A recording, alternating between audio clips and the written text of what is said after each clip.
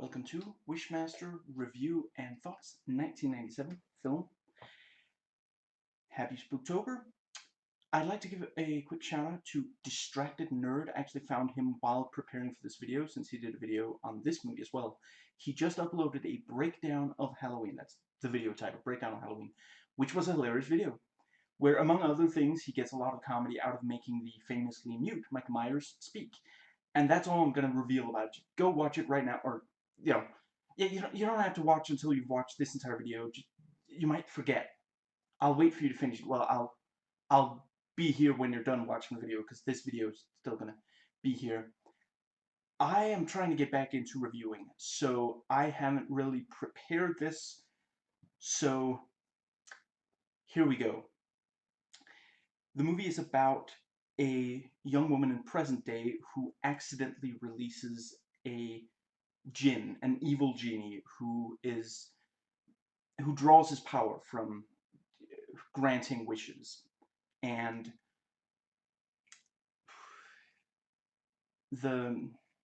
his goal is to grant 3 wishes from Alexandra, who freed him.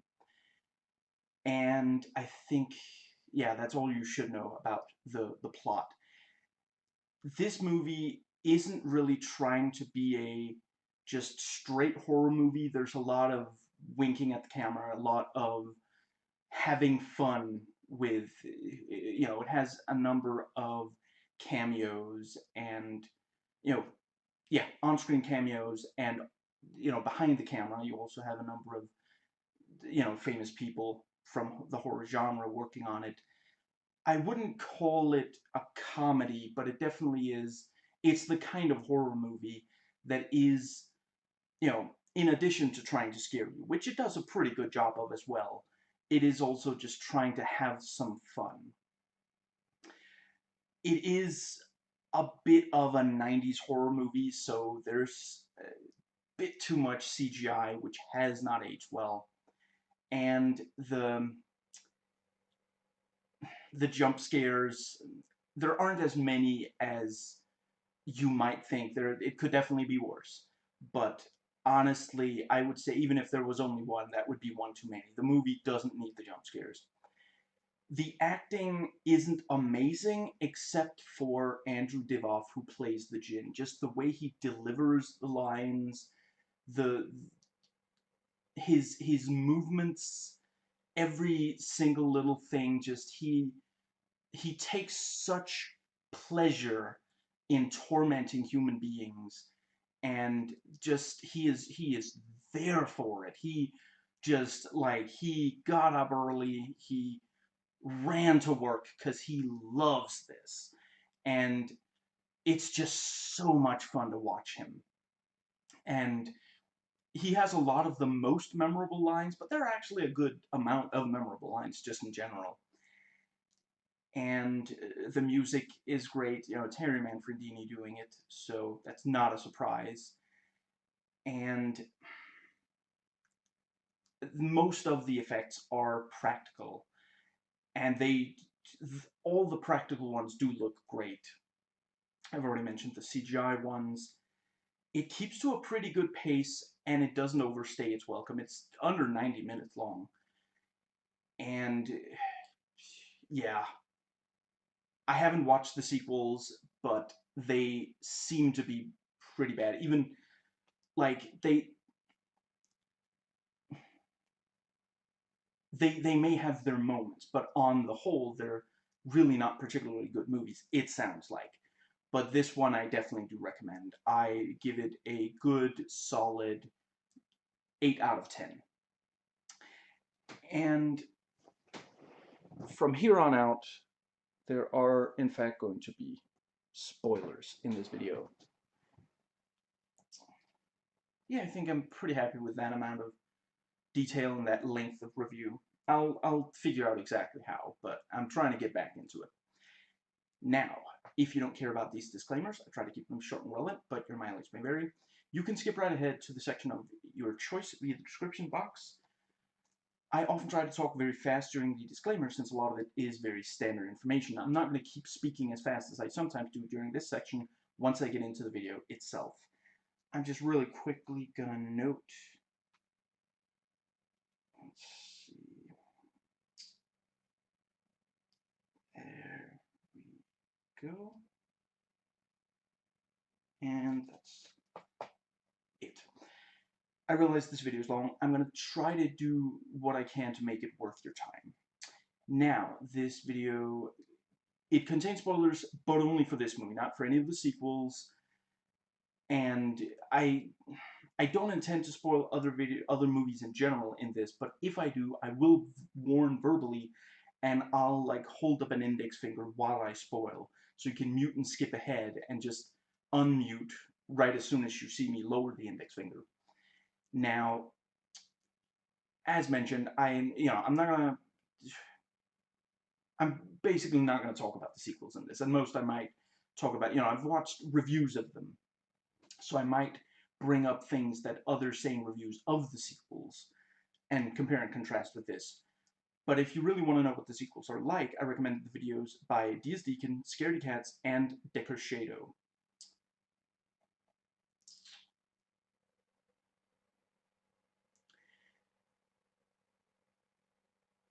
Let's see. Now, a content warning and or trigger warning. Sorry, I had a hard time understanding the distinction, but I do really respect how necessary the terms are, and I want to cover my bases.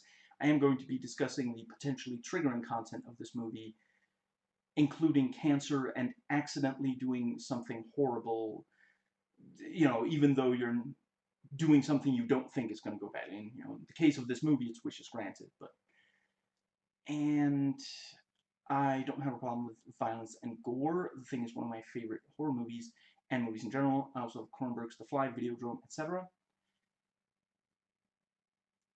And I don't have a problem with filmed, let's see, yeah, disturbing and upsetting material. Monsters are one of my favorite movies. I might swear in this video, but I'm not gonna like go overboard, but I might like quote the movie or something. There are a few swears in there, so, if that's something that bothers you, now you know. Now, let's see. Yes, the following is a short list supplied by the IMDb More Like This list of movies that are similar to this, and I'm going to briefly mention what I think of it. And I'm also going to include the ones that I haven't watched, just so you know that the movie is being compared to them, and the reason I'm not talking about them is because I haven't watched them. So, let's see. Yes, Warlock. It's fun. It's not an amazing movie, but I'm not sure I'd watched it more than once, but I would. Hellraiser 2, it's good. Lord of Illusions, haven't watched it. Let's see. And then we have, yeah, and others that I haven't watched that this is compared to on IMDb. Pumpkinhead, Phantasm, I know. At some point I will get to Phantasm. Leprechaun, and I did not proofread these notes. I am not sure what that's supposed to say.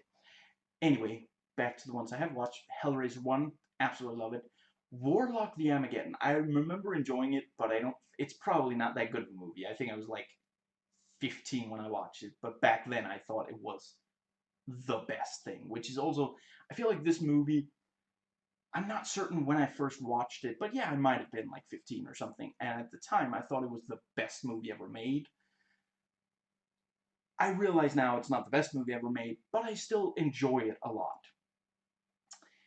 And yeah, personally, my favorite movie that is similar to this is this movie. I don't think there's really a movie very much like this that's better.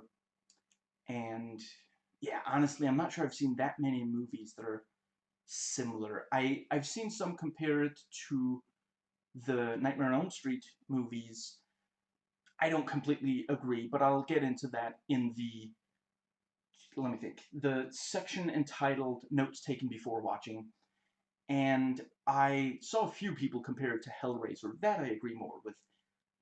Again, I'll discuss that in the section Notes Taken Before Watching.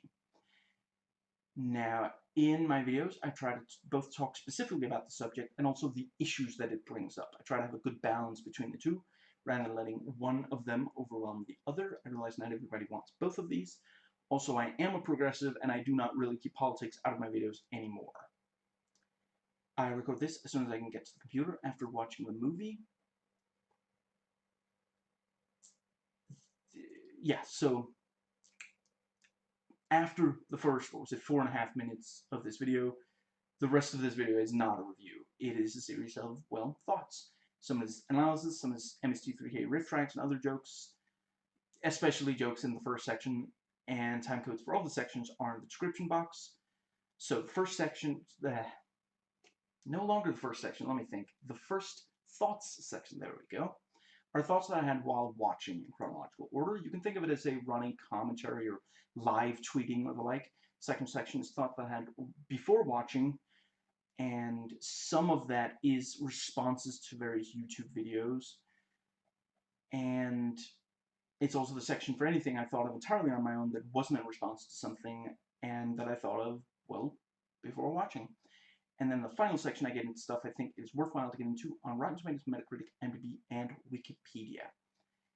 And yeah, before recording this, I had read all of it, though I probably forgot at least some of it by the time I now record this, since I prepare for these weeks ahead, sometimes a month or more. And if you're not interested in the contents of all of these sections, I invite you to only watch the ones you are interested in. And I am gonna scroll through some of this. Right. Yeah, one issue I sometimes bring up is whether the movie appears to have empathy for the least likable characters. I don't think this one really does, and I think that was the right choice, because this really is, like, I mean, you can almost, at times, feel like, that's, that person's a complete a-hole. There's almost some catharsis in seeing something bad happen to them, but I feel like the movie, at the same time, it goes so far that you go back to, like, feel, oh wow, I didn't want that to happen. It's you end up kind of being like the bum played by, was it Buck Flower? I'm sorry, I don't remember his exact name, but I love him. I love him in this. Love him in They Live. I've seen him in other stuff that I can't off the top of my head come up with. Anyway, you almost end up feeling like him, like, I wish something bad would happen to them. Oh man, I didn't realize that. Yeah, there are definitely some characters in this where it's like, wow, that, Beaumont really doesn't care about, I mean, really anything or anyone other than just he wants to have these things to show off. He doesn't even know. He barely knows I'm sorry, Abu Hamza, I want to say it was called, the statue of the deity. Sorry, that's the name of the deity. Sorry, his statue of Abu Hamza. And he wants people to talk about him, and that's, when you see, it's like, that's what you get. What did you think was gonna happen? This dude literally just told you. I mean, he says, I remember a party that was talked about for hundreds of years, and Beaumont isn't like, how could you possibly remember a party that's been talked about for hundreds? No, he just hears, oh wow, hundreds of years. Oh, I wish, it's just, yeah. And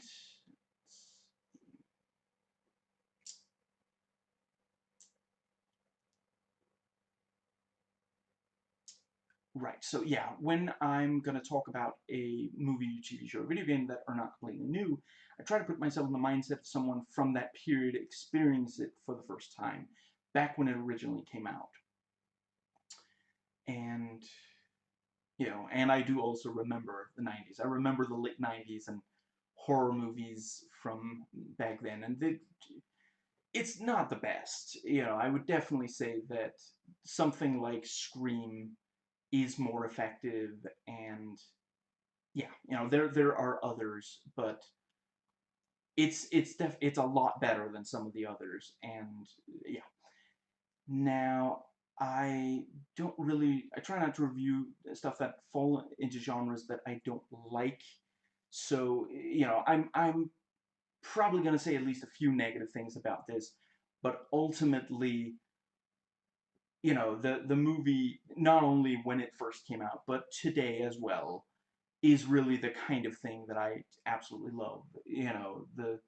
I don't need every movie to be like this, but I do seek out a horror movie that has some fun in addition to, it's not purely like, what's the word?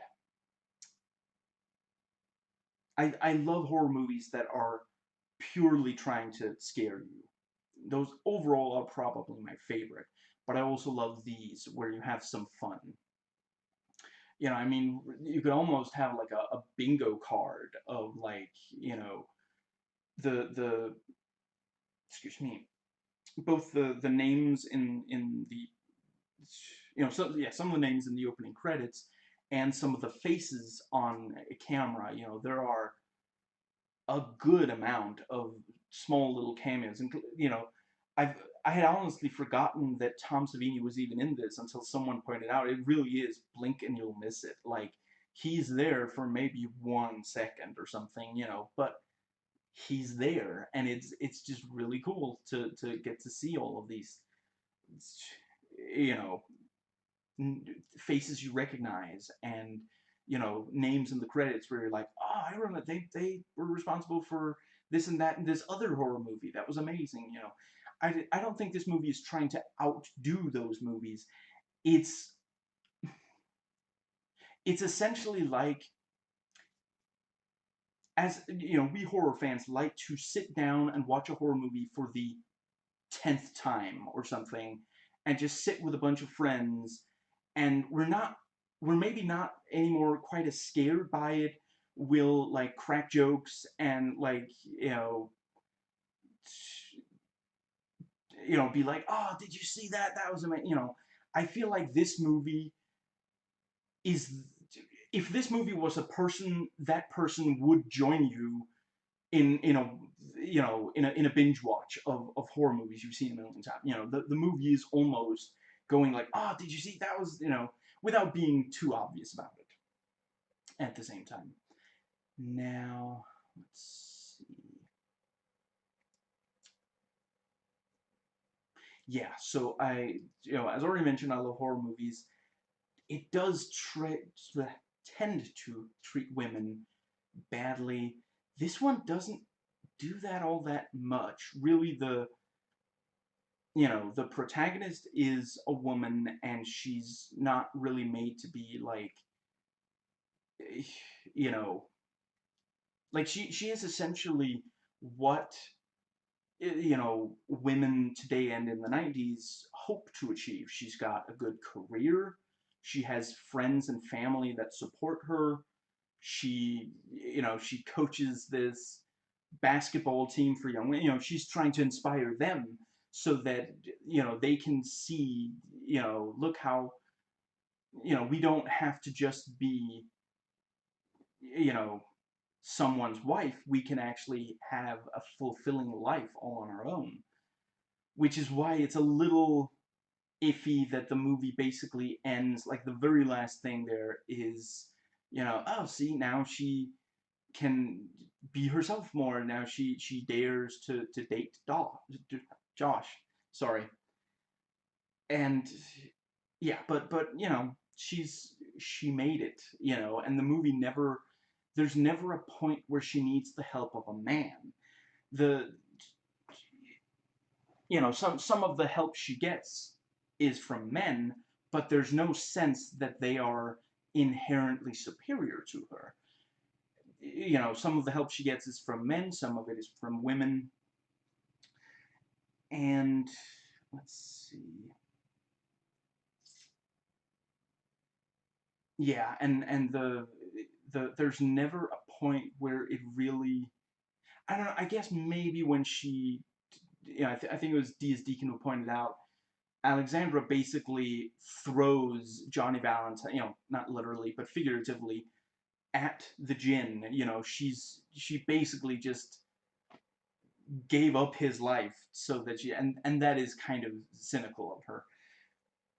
but other than that, there's no time where, you know, she's never really a jerk. She's assertive, but not a jerk, and she never like needs a man to. In fact, there are a couple of times where specifically that is like rebuffed. You know, when the when she realizes Josh is dead, you know, the cop tries to restrain her, and she's like, "Don't touch me," and then she, you know, what's the word? She composes herself and then has a conversation where, you know, how many movies have we seen where the woman screams when she realizes something bad has happened, and the men have to get this hysterical woman off to, you know, calm her down, and, you know, because she's not going to be able to do that herself. This movie shows she can do that herself.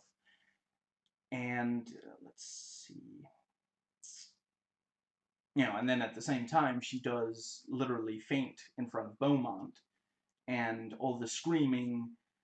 I kind of wish that they hadn't done the screaming. I don't know. It probably is a tongue-in-cheek thing, because at the end of the day, the movie does not have that much. Not that many of the victims are even women. A lot of the victims are men. And yeah, there's not a lot of screaming, except for Alexandra. So I think it was like, and it actually, it kind of goes, it's a contrast to how strong and assertive she is most of the time. I think it was basically meant to be a joke. They're like, oh, it's a horror movie and something bad just happened, now we need a woman to scream, you know. I think it might have made the movie better if they hadn't, you know, sometimes it's low-hanging fruit, and it is kind of funny, but I don't think it was really. I think the movie would be better with, you know, without the screaming, without the jump scares, and I know it would be difficult to completely remove the CG. I guess, I don't know, and it might have been a budget thing, and like, yeah, you know, there's only so much. They're only human, you know. The guys making all these practical effects, they can't. If the CG in the movie was replaced with practical effects, they would have had to cut some corners, or cut some effects straight up. I guess maybe, yeah. I think it would have been good to think of things that either could have been like, although I do love when he walks through Kane Hodder. Yeah, maybe, okay, maybe leave that one, but maybe the rest of the CG stuff, just, you know, see if you can't come up with a way to just remove it. Although the piano wire is also quite good, and I think that might have been difficult to make very convincing without any CG. But yeah, I think that's pretty much where I stand on those things. But yeah, I think the the the female characters are largely smart and competent.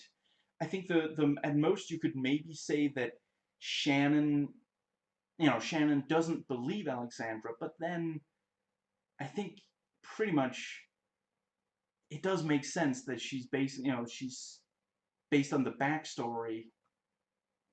And if that had been a male character saying that he doesn't believe her, it would have come off as misogynist in a different way. So yeah, ultimately, I think maybe you could make an argument for the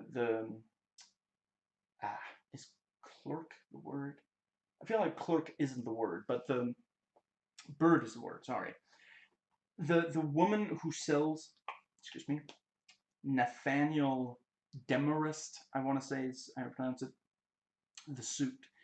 The fact that she wishes for eternal beauty, I think could possibly be called kind of misogynist, you know, thinking that women are that, you know, obsessed with. But I don't know, at the same time, it is a really, you know, it is a bit of an,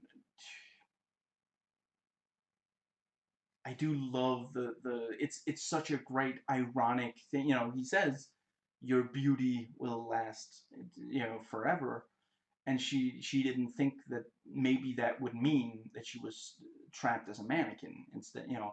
But the yeah, and it is, you know, it is a trope of this. It's one of the most effective ways to convey be careful what you wish for. You know, and the movie didn't make it up. It goes back a long time. You know, the idea that, you know, if a woman becomes too obsessed with it, maybe something magical will, you know, yes, she will get eternal beauty, but she will be like a statue or something. You know, I'm almost certain the trope goes back to long before we had mannequins, so probably originally like a statue. But I think an argument could be made that it's misogynist. And but yeah, other than that, you know, there really aren't very many disposable female characters. I think most of the people who get hit with wish stuff are men. I believe so, yeah. And no woman in this is sexualized against her will or only there to be attractive. I mean, again, at most you could say maybe the female clerk, but it's not really that she's, you know, she's not there for the audience to think, oh, she's really hot. She's there for this ironic punishment. Or, sorry, ironic wish granting. And let's see, there's not really anything.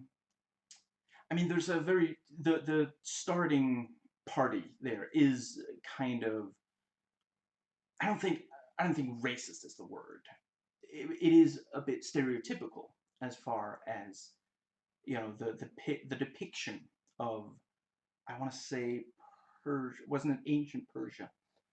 And me, I just want one of the versions of the prince to run in, you know, get out the sword and attack the jinn, and, you know, maybe he'll have some kind of, you know, self-obsessed voiceover narration as we hear his thoughts, as he either obsesses over if he's manly enough, or, you know, pondering all he's lost or something. Man, I miss playing those games. But let's see.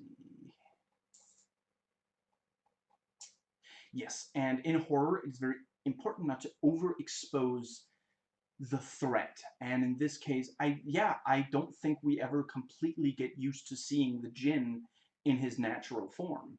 And we also don't spend so long with his human form that, you know, it's always creepy. It never stops being creepy seeing him, you know, like that bit with the, you know, the basketball training and Shannon is sitting there, and then the camera reveals that Demarest is sitting there, and there's a little music sting, and it's just, yeah, it's like, ugh, you know, really creepy, and you're like, oh no, what's he gonna do to Shannon, you know, which is, to be fair, you know, for sure the movie does do, you know, with Shannon, we are especially worried that something bad will happen to her, but then is that a woman thing, or is that just she's a character closely related to the protagonist who already has, you know, she has, what's it called, some trauma due to the you know, her past, where she wasn't able to protect people close to her, so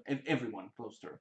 So yeah, but yeah, and the various, like, they're extremely memorable, the various effects, but if you actually stop and, like, if you time it, you really don't see any one of them for so long that you just get used to it, which, you know, I think that's one of the worst things, you know, one of the biggest mistakes a horror movie can make is let you become fully adjusted, become used to seeing a certain threat, or, like, you know, a certain, like, of,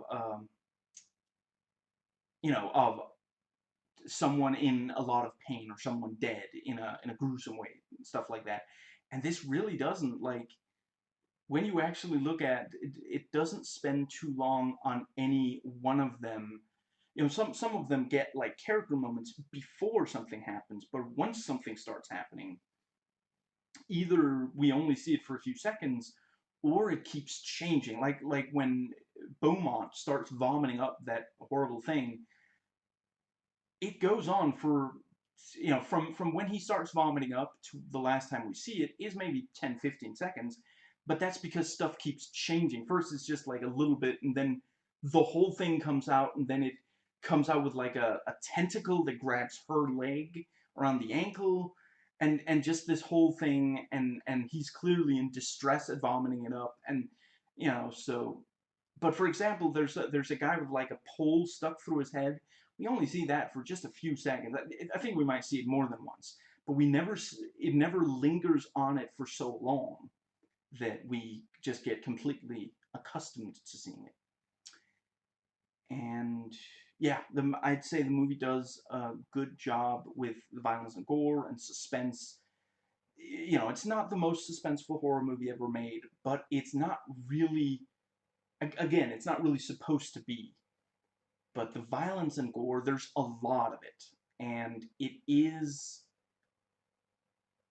I think the movie does a good job of spacing it out just enough that it doesn't, like, hypothetically, imagine if the entire movie was like The Two Parties, just everywhere you have horrifying things. It would get exhausting. And before you say, of course they're not going to do that, watch, not for this exact thing, but watch a Paul W. S. Anderson movie and just notice how insistent he is that there constantly has to be action. And not all of his movies. Okay, a good example would be Resident Evil Apocalypse. Just sit down and notice it's constantly like, oh, something happened here, something happened here, new characters, new characters.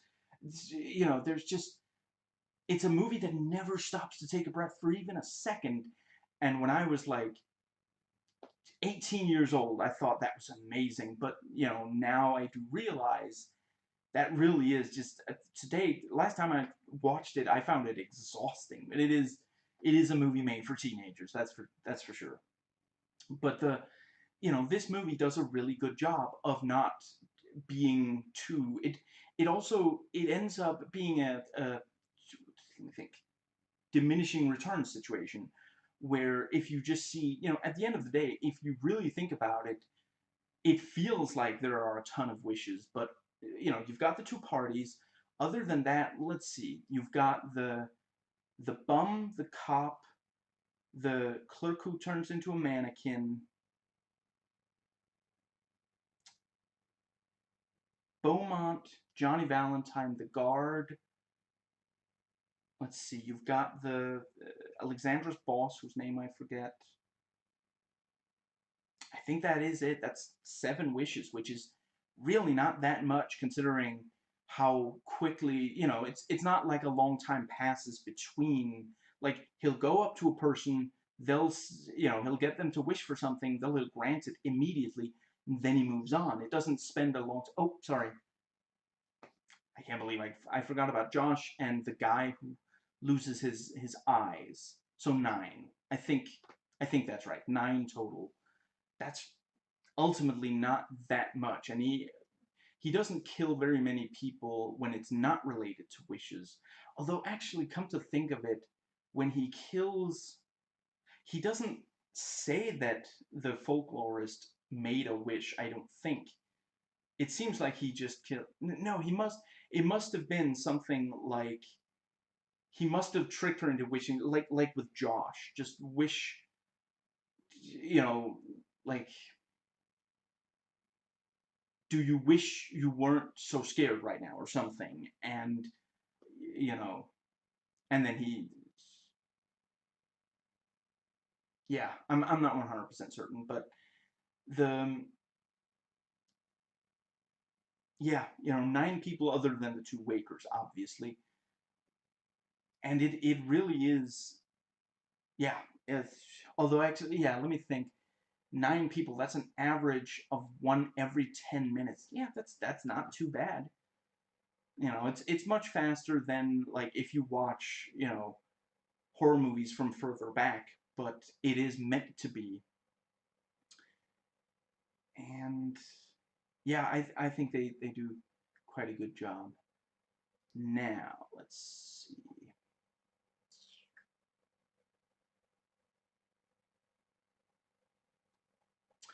Right, so I got, oh, actually, 1 second. Nope, never mind. I got this movie on sale, and you know, yeah, anything negative to say in this video is not out of bitterness. I also do not feel like the movie wasted my time. Nobody forced me to watch it or to make this video. It's not that I'm upset at, you know, how it compares to other movies. I saw some say that it, you know, it's not as good as the Nightmare on Elm Street movies. I mean, yeah, it's not as good as Elm Street 2, 4, 2, 3, and 4. That's for sure. And you know, those are the three best ones in my opinion. And I realize I'm not alone. I'm not very original in that opinion. I guess no, no, it's not as. It was maybe better than Elm Street.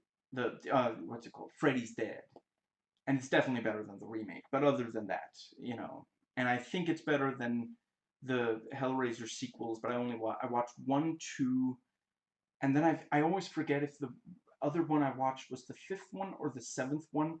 But apparently they're so similar it barely even matters. But anyway, or did I watch both? Did I end up watching both? I don't remember. Now, let's see. Yeah, so I don't have some kind of personal vendetta against anyone who worked on making this. To the best of my ability, the negative things I say in this are fair criticisms based on budget, when it came out, what it was trying to achieve, etc. Now, I watched various YouTube videos before doing this video. I first watched this in 2005, and I've watched it somewhere between 1 and 3 times since, before now watching it today, right before now vlogging about it. And my opinion of it did not change when I heard how bad the sequels were. My making jokes in this should not necessarily be taken as me thinking the thing I'm joking about is actually bad, me wanting to make light of the subject, etc. I simply find it very difficult not to MST3K and overanalyze everything I watch. And that is everything. So that brings us to notes taken while watching. There. Excuse me. Yeah, I mean, I already mentioned. Okay, so if I were a film critic, I would still give this 8 evil ways of granting wishes out of 10. And yeah, that is also my personal rating. Now, great intro. We really understand that this guy knows a lot about magic, and I appreciate that we see the gem being made before we see the, you know, yeah, the wishes being, you know, the second wish being granted. It would really kill the pacing if we saw the gem being made after we started seeing the wishes. In general, I think it can be really effective if you see someone work on something before we know exactly what it means, what it's going to be used for, what it can even do. It makes us hyper aware instead of sitting there going, oh, so that's why, you know, it's the reason they're doing this to make it is because it's eventually going to be able to do that.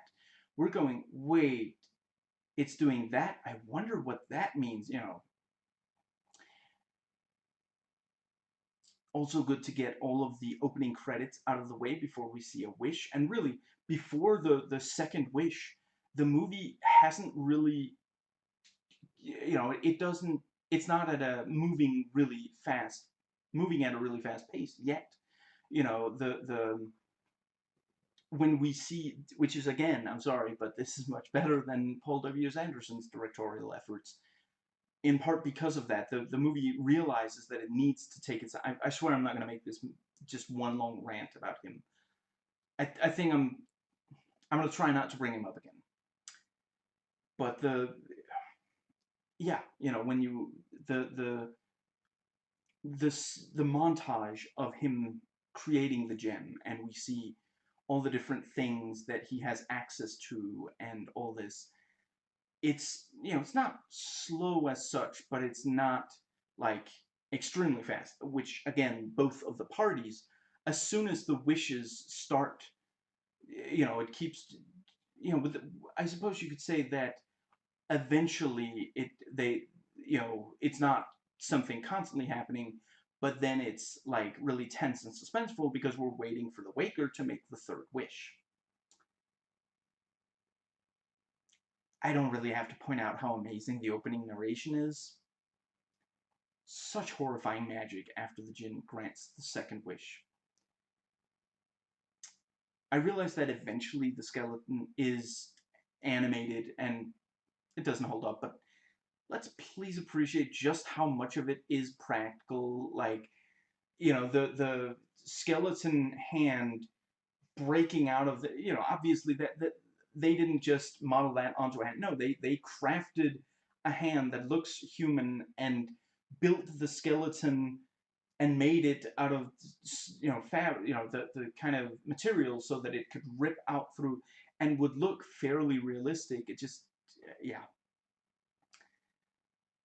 The whole thing with when it's bursting out of his body, it's largely practical effects. And, I saw some of the reviews criticize it, but a lot of reviews mention it. It's a memorable, but it really is something where it's like, the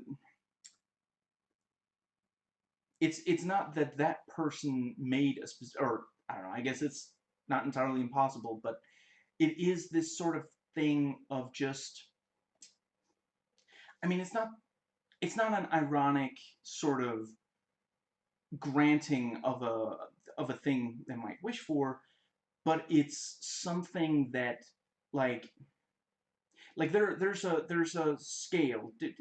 Not everything bad that can happen to a human being is equally scary. And, we might think that, oh, if I got shot, that would be one of the scariest things. But imagine if your skeleton burst out of your flesh and started, moving on its own. That's higher up, that's incredibly terrifying to imagine, and, or seeing that happen to someone else.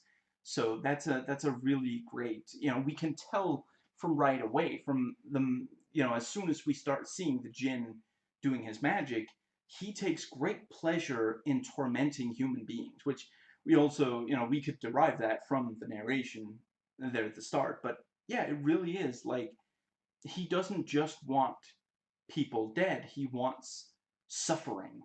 He wants misery.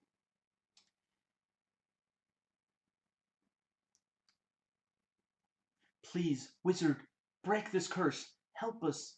And now the audience knows. Do you wish their fate upon the entire world? No more wishes, please. Now the audience fully appreciates, the I mean, we got some from the narration, but now we've seen it visually. What happened to, I don't know, maybe 20 people here. I'm not saying that's little, but we've seen it happen to 20 people. Imagine if it happened to, you know, all the billions of people all over the world. That really is what's at stake, which, depending on if you're getting into how scary the movie is, it's like, but if you're like enjoying it, it's like, oh man, look how powerful this evil being is, so yeah. And the djinn tries to, let some of the other djinn through the you know okay, to be fair, maybe that bit of CG is kind of important. Although, couldn't they, with 1997, couldn't they just have had people moving and then do like a, like make them see-through people as a, or like do that thing in, I want to say, is that a spoiler? I guess that's technically a spoiler, so I'm just gonna say at least one of the, Nightmare on Elm Street movies, like, a latex wall and hands pushing through, something like that. I think that would have been, yeah. And we go to present day. Joseph Pilato pours some liquor into his coffee. I mean, the poor guy, he's really frustrated at no longer running this monkey farm. And before that, he wasn't happy with his goddamn answers.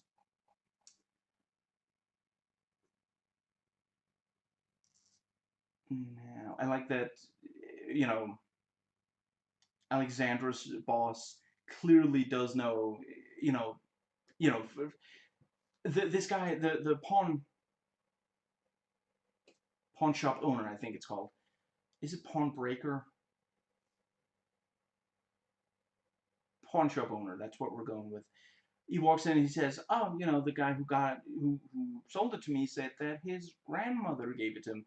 And Alexandra's boss, he doesn't even try to hide. He's like, "Yeah, I heard that one before." You know, it's like, and he's not even gonna be like, "I can't accept stolen goods." No, he's just like, "Wow, well, this is nice." So this, you know,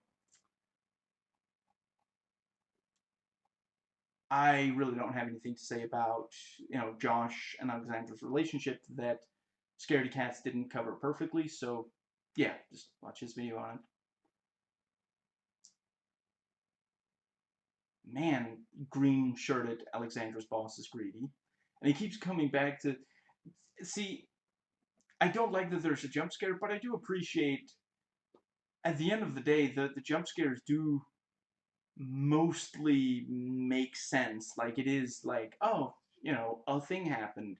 It doesn't really make sense. The person who walks up to the folklorist with the mask on and the whole, you know, I forget who pointed out, but someone pointed out that in order to get that close to Alexandra's face, she had to walk down the stairs. You know, she didn't just casually walk. She just, yeah.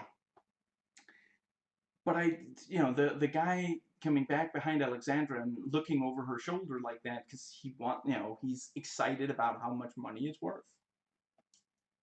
And I do appreciate, you know, after a while she's like, get out of it. You know, he's her boss, so you know, her talking to him like that. But you know, I mean, she's basically like, you're going to get the money. This is going to make you a very, you know, let me do my job, please. You know, you're not going to make more money by looking over my shoulder. I need some peace and quiet so that I can actually, you know,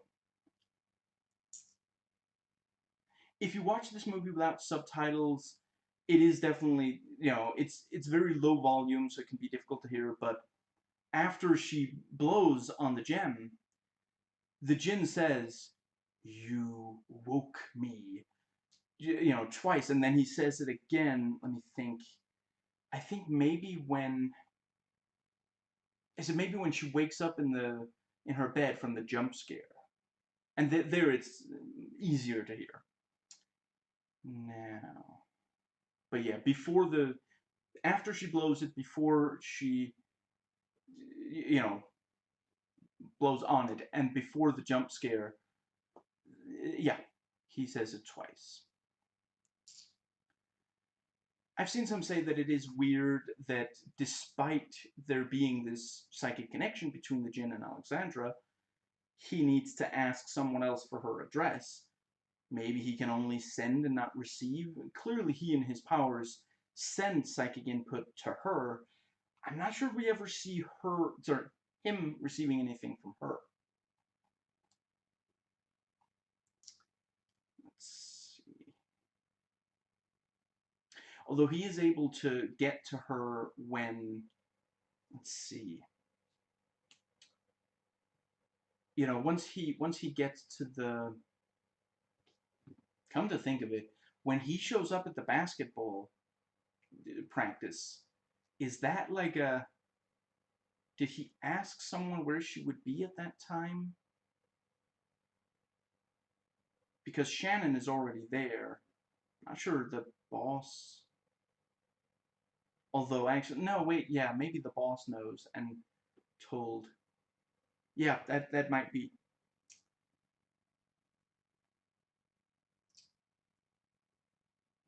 And again, you know, the when the djinn goes from the, you know, smaller form to the human, sorry, the Nathaniel Demarest size, you know, from the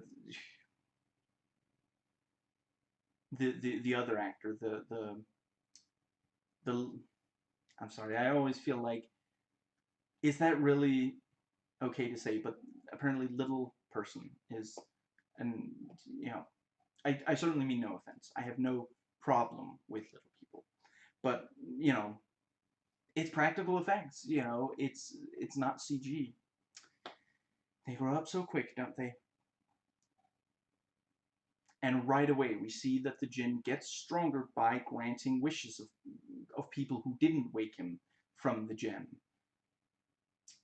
And it's not quite clear if he needs this sort of thing, you know, like just in general, or only after he's spent time in a fire world. Maybe he gets weaker the longer he's in there or something. But yeah, they do a really solid job. You know, first he's the little person form, then you know, he gets Josh to wish for something, and then he grows to Nathaniel Demarest size, and yeah, it's very clear the two, you know, one led to the other. Granting a wish made him stronger, made him bigger. Very creepy when, you know, just like the bum is walking away from the pharmacy and then the djinn is just there off in the, you know, just, yeah, very, very creepy. You have a soul. Once again, major piece of information. He grants wishes, which gets him souls, and the souls increases his power, even before he collects. I quite like the bum's horror when the djinn asks if it was worth it. Tell them quickly, while you still have a soul. I'm sorry, I can't do it justice. I can't do his voice properly. Establishing that the djinn hasn't yet, you know, he hasn't collected his soul yet, which makes me wonder if he charges interest.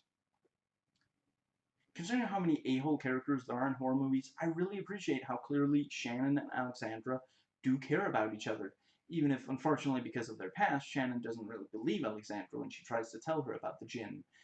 But, you know, she's not like, oh, you're crazy, I don't even want to talk to you anymore. Like, you know, there are way too many horror movies like that. I appreciate that the dock worker doesn't immediately give up the goods. You know, Alexandra has to push for it, threaten with a lawsuit, which also shows that she can be assertive when need be. And yeah, it's a great, you know, I I'm sure I don't know who you're talking about, really, because let me jog your memory. He's, you know, he runs a pawn shop, and he gave up your name immediately when I threatened him with a lawsuit, which, again, it's like, dude, stolen goods, it's illegal. You're not supposed, you know, the pawn shop owner shouldn't even have accepted it, but he was like, I could make money off this thing, so he didn't, yeah. You know, the theme of greed is definitely, you know, in this. A lot of people are greedy for money or material possessions.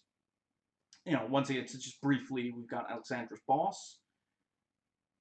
I guess for Beaumont, it's not necessarily money, it's more status.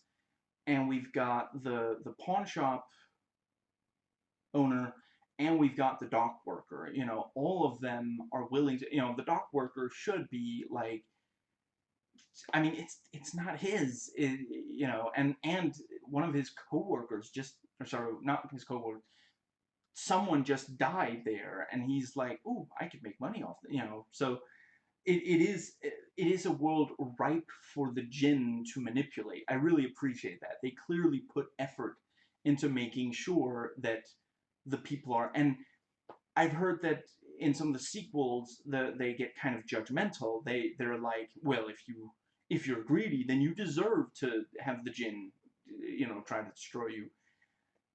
Which I'm not going to make moral judgments in this of people or movies are. Well, I'm not. Okay, let me rephrase that. I don't know if maybe they think that they can scare someone straight. They can,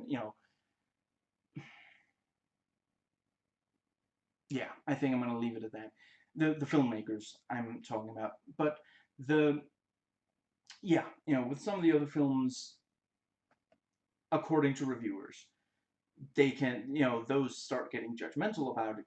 I don't feel like this movie is judgmental. It is just, I feel like it's more being like, man, we would be such easy targets, wouldn't we? More than saying, oh, look at those terrible, sinful people, and yeah, it is, I mean, the 90s were, yeah, there was definitely some greed going on. Maybe not as bad as the 80s, but still. Excuse me. And I appreciate, Alexandra never comes across as greedy, which is one of the reasons she's able to defeat the Jinn. The wishes the first two wishes she makes also are not out of greed. A lot of people, the first wish they make is either really, yeah, they tend to be greedy or selfish in some kind of way, but yeah, it is, let me think. I was going to say, because, maybe that's part of why he has such an easy time with others, and why with a lot of people he only grants them one wish, because that first wish tends to cause something that is so, yeah, a lot of them die right after they make one wish.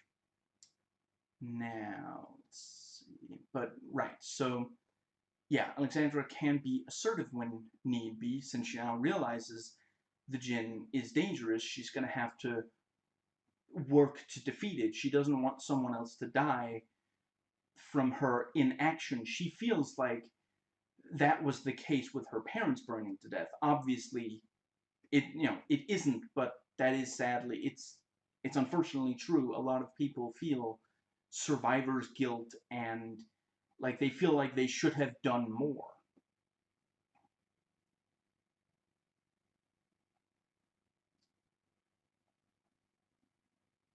I love that the Jinn clearly realizes that someone is coming. I guess I should just briefly, yeah. When he's cutting a face off a corpse, clearly realizes someone is coming, and he's slightly annoyed, but he's not going to stop cutting the face off this corpse. He's got places to be. It's good for the pacing of this movie that a Jinn requires way less human skin to cover his body than, I guess I should keep it vague and say, someone in Hellraiser. Yeah, I think I'm going to leave it at that. So 36 minutes in, and Beaumont tells Alexandra and the audience about the party at the end of the movie, which, let me think. Yeah, unfortunately, I did not note. Is it maybe half an hour? Wait, no. Sorry. Yeah, I think roughly half an hour away.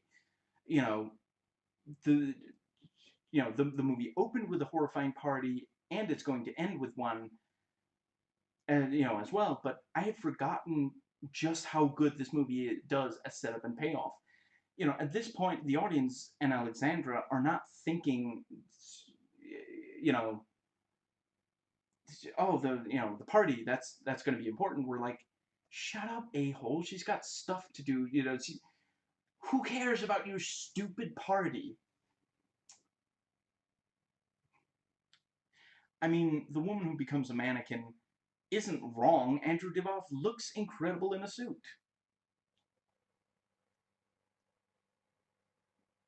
I love every time the Jinn speaks. The writing, the delivery. I swear, if I met Andrew Divoff in real life, although I obviously realize he's not a Jinn in real life, I would watch my words, be extremely careful I didn't accidentally wish for something. The folklore professor is really great. And the I'm not sure that everything she says about the jinn are true, but for sure there are a lot of fairy tales today that used to have really horrifying details and endings. You know, if you don't want to ruin your favorite fairy tale, don't look up how it originally ended. You're not gonna. It's really gonna shock you. So just, you know, what's that thing? You know, better let sleeping dogs lie unless you need a hair from the dog that bit you. I'm not sure anyone's gonna get that reference, but hmm.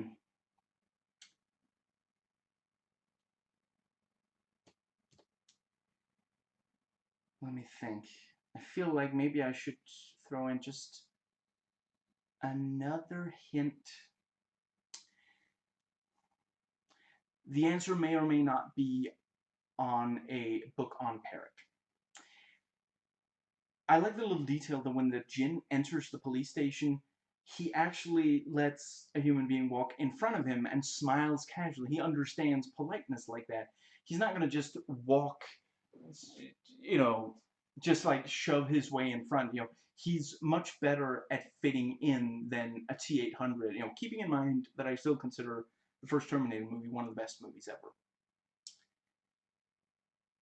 And the djinn realizes that the cop is about, sorry, once the djinn has already granted the cop's wish and the guy is like shooting people and such, but then the djinn has found, he's got the address for her workplace, but then the cop notices and he might go and stop the djinn, so the djinn increases the the intensity of the shooting criminal, and thus the djinn is able to get away as the just and that's also really like the ripping of the jaw.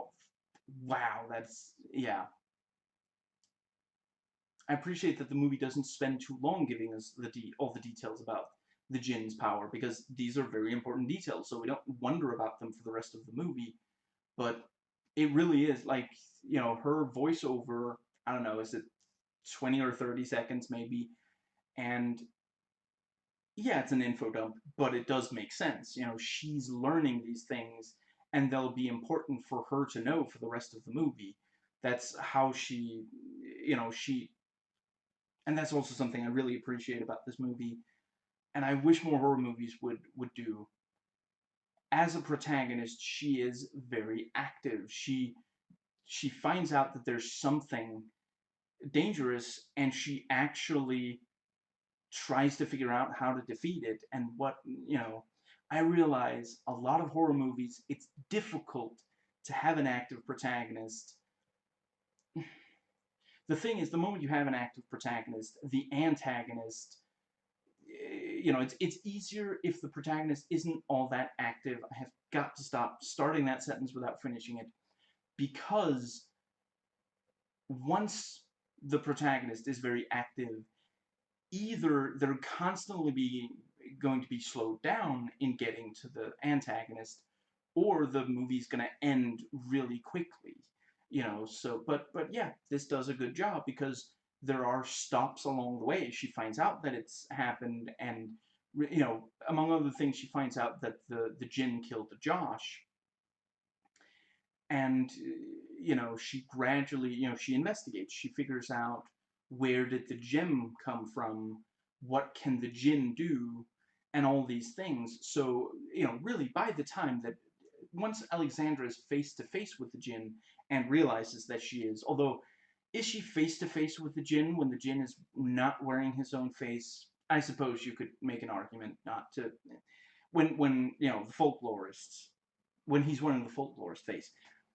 But once she realizes she's face to face with Jin, she basically is like, I'm not going to do something stupid here. I'm going to be careful what I say so that I don't make a wish that will be very dangerous. And when she realizes that Shannon is at the party, she goes straight for the party. You know, so they, yeah, I wish more, and that's something that frustrates me when I see people criticize the writing of this. You have to admit, we have an active protagonist, an active antagonist. Some horror movies, the the thing is basically kind of meandering and passive, and like, I don't have a count of how many horror movies I've seen where the reason that the horror creature or whatever is killing people is because they keep walking into the place where they're practically bumping into the thing that's going to kill them. And I'm not saying that that can't still be make for a good horror movie, but I do think that a lot of the best horror movies have very active antagonists. The villain is working to accomplish his goals and has goals. Instead of just, oh, he just kills people who comes near him, or something like that. Just, I'm not saying none of the exceptions are good. I'm not saying that, but it really is. It works very well for a horror movie when antagonist and or protagonist are very active characters, and yeah, I really appreciate that about this. And yeah, we learn from Alexander's voiceover, the Jinn gets your soul if he grants even one wish. It doesn't say that he can only grant one, except for of the Waker. I've seen some people criticize that technically he does. I'm definitely not going to argue. There are points in this movie where he grants more than one wish to someone who didn't wake him. The guard played by Kane Hodder is granted 2 wishes. And I guess that, yeah, I think moving on. I'm going to talk more about the whether or not he can grant more than one wish for someone who didn't wake him in the next section. With the guard, the Jinn does lose his patient.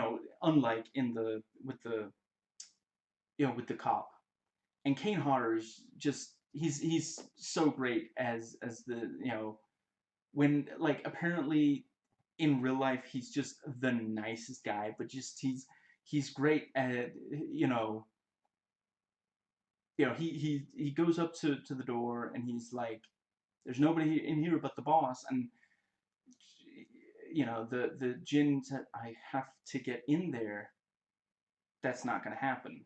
Just he's got, yeah, he's very, he projects strength. Other than obviously he's a big strong guy, but the before you tell me that it's impossible for a big strong guy to not look intimidating or like project strength or such. I haven't watched the new Jumanji movies, but just from the trailers, I can tell that The Rock does some stuff there. And I'm pretty sure that I did not write his name down. Let me think. I'm sorry. I swear I'm not going to spend forever trying to remember his name. He he's in, I think he's in White Chicks. He's the black guy, and he like sings in that movie. So I'm not saying that that's like that there's something wrong with that. I'm just saying that's not projecting strength.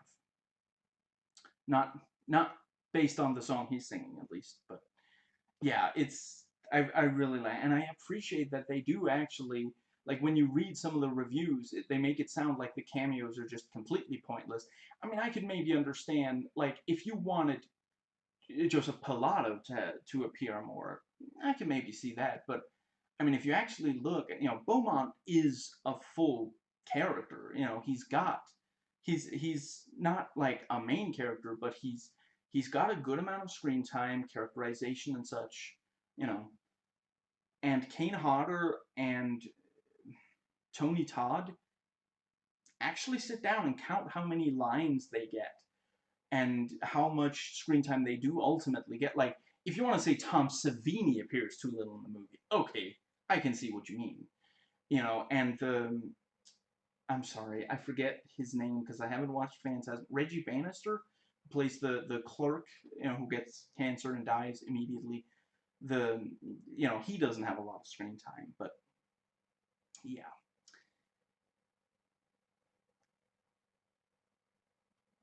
I quite love seeing the Djinn taking out Jason Voorhees, the Candyman, Freddy Krueger, even though obviously it's just the actors, not their characters.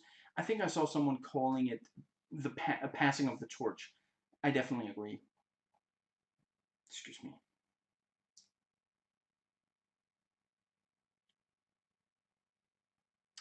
I don't know what this movie's deal is with glass shattering and like exploding out, especially considering how much of it is wonky CGI.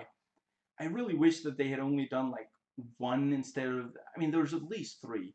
The the gem opening with the lasers, Kane Hodder, and then the glass woman at the last party. It just, yeah.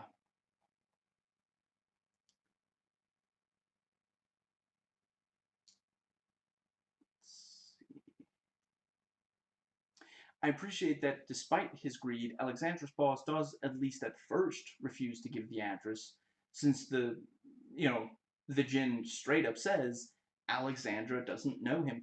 It is kind of interesting, like,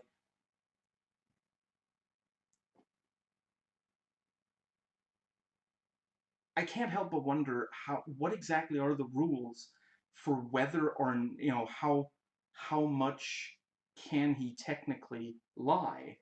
Because why doesn't he just say, no, Alexandra, she probably just forgot to mention that I was gonna. No, he straight up says, I said she's expecting me. I didn't say she knows me.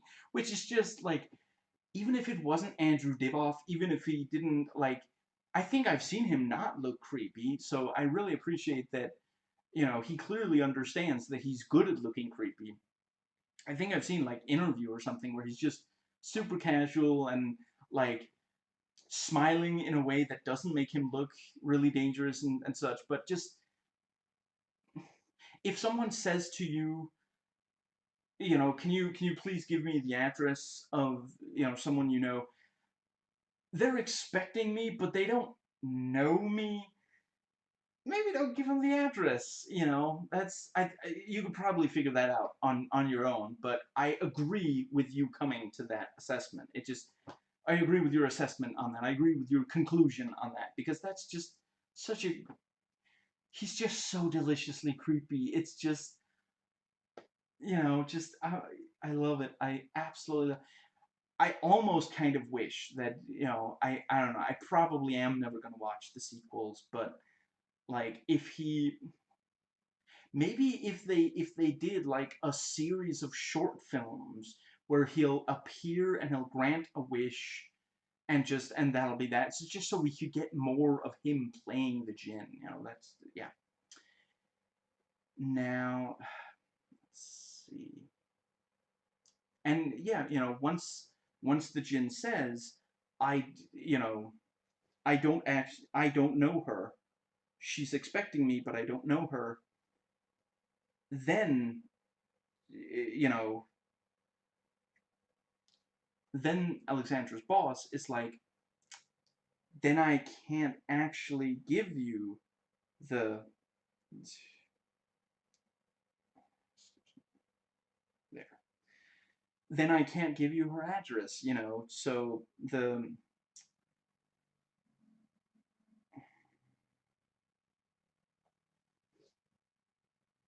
I just really quickly want to look up.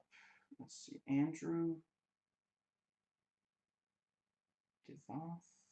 Ah, he's actually, when you write Andrew D, he's actually the first name on the list. And hmm,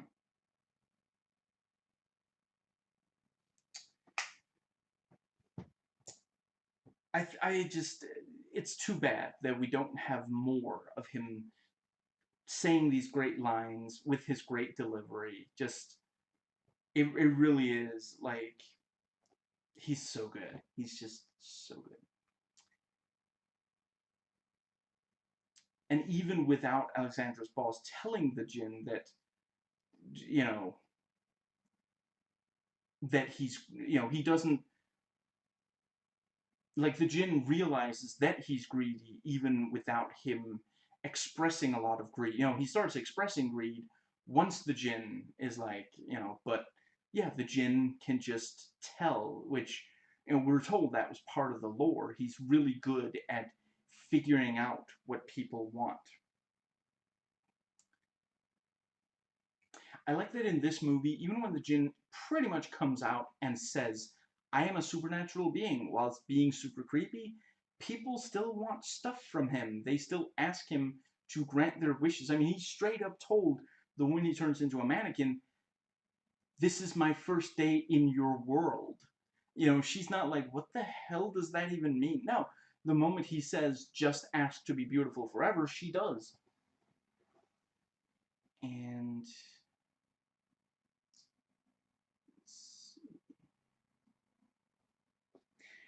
he uses Shannon's phone.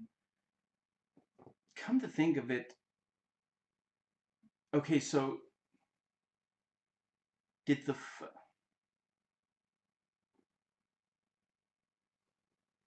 when the call, because it goes to the answering machine, how does he find out her address from that? Is that like, is there some kind of psychic thing there, or because, like, with her, I don't know, I mean, I guess if you have her number, maybe her address is, or does it maybe say where she works and then he goes there and finds out, and we just don't see that because it would be unnecessary.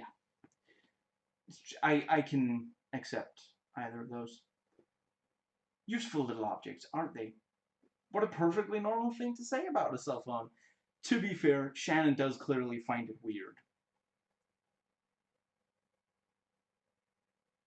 I like that the Jinn, he showed up at basketball practice, so he could have approached Alexandra there, but she would know this is not a guy to ask for stuff. She would be able to tell the, although, I mean, to be fair, she hasn't seen him before that point, but, you know, but he knows he has to find a way to lower her guard, and that's why he poses as Wendy, who provides lore. And it is also just, he really stands out with, he's got a suit on at a, this basketball practice thing. Just, yeah. I claim back that which is owed. And we thought the IRS were pushy. And yeah, I already mentioned that.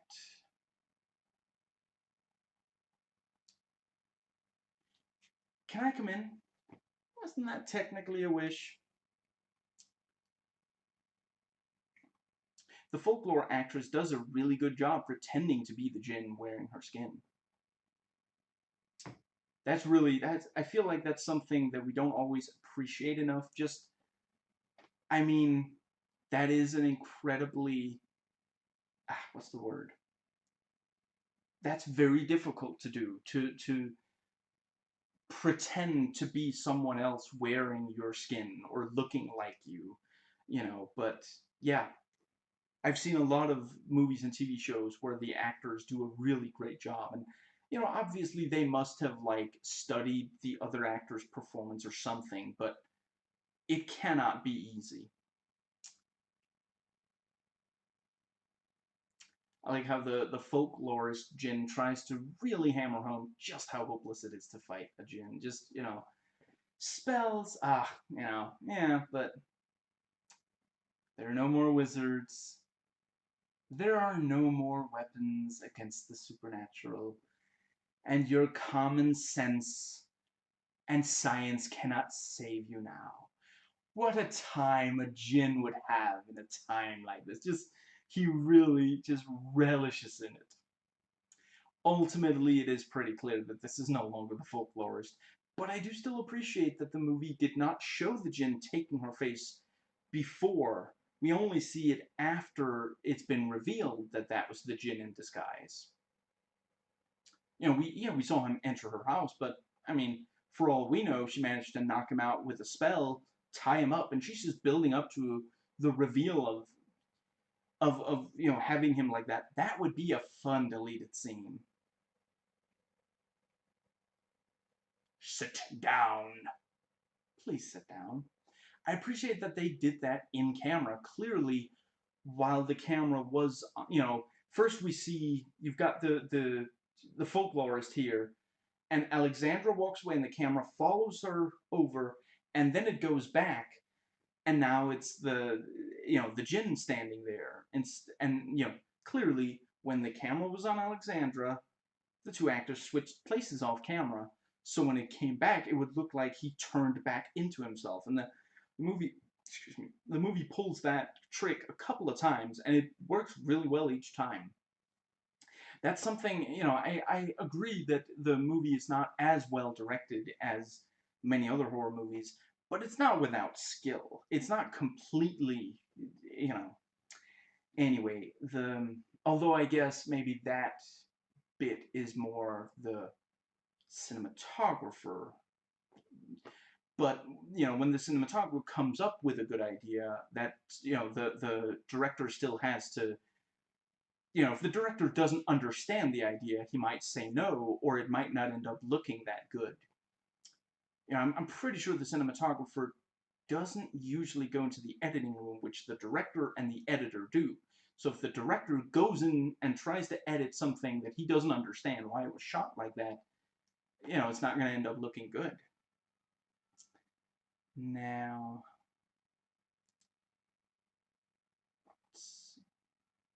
I love the entire bit where, she's like, blow your brains out, and he does, and it just grows back, and he says, if it's any consolation, that hurt like hell.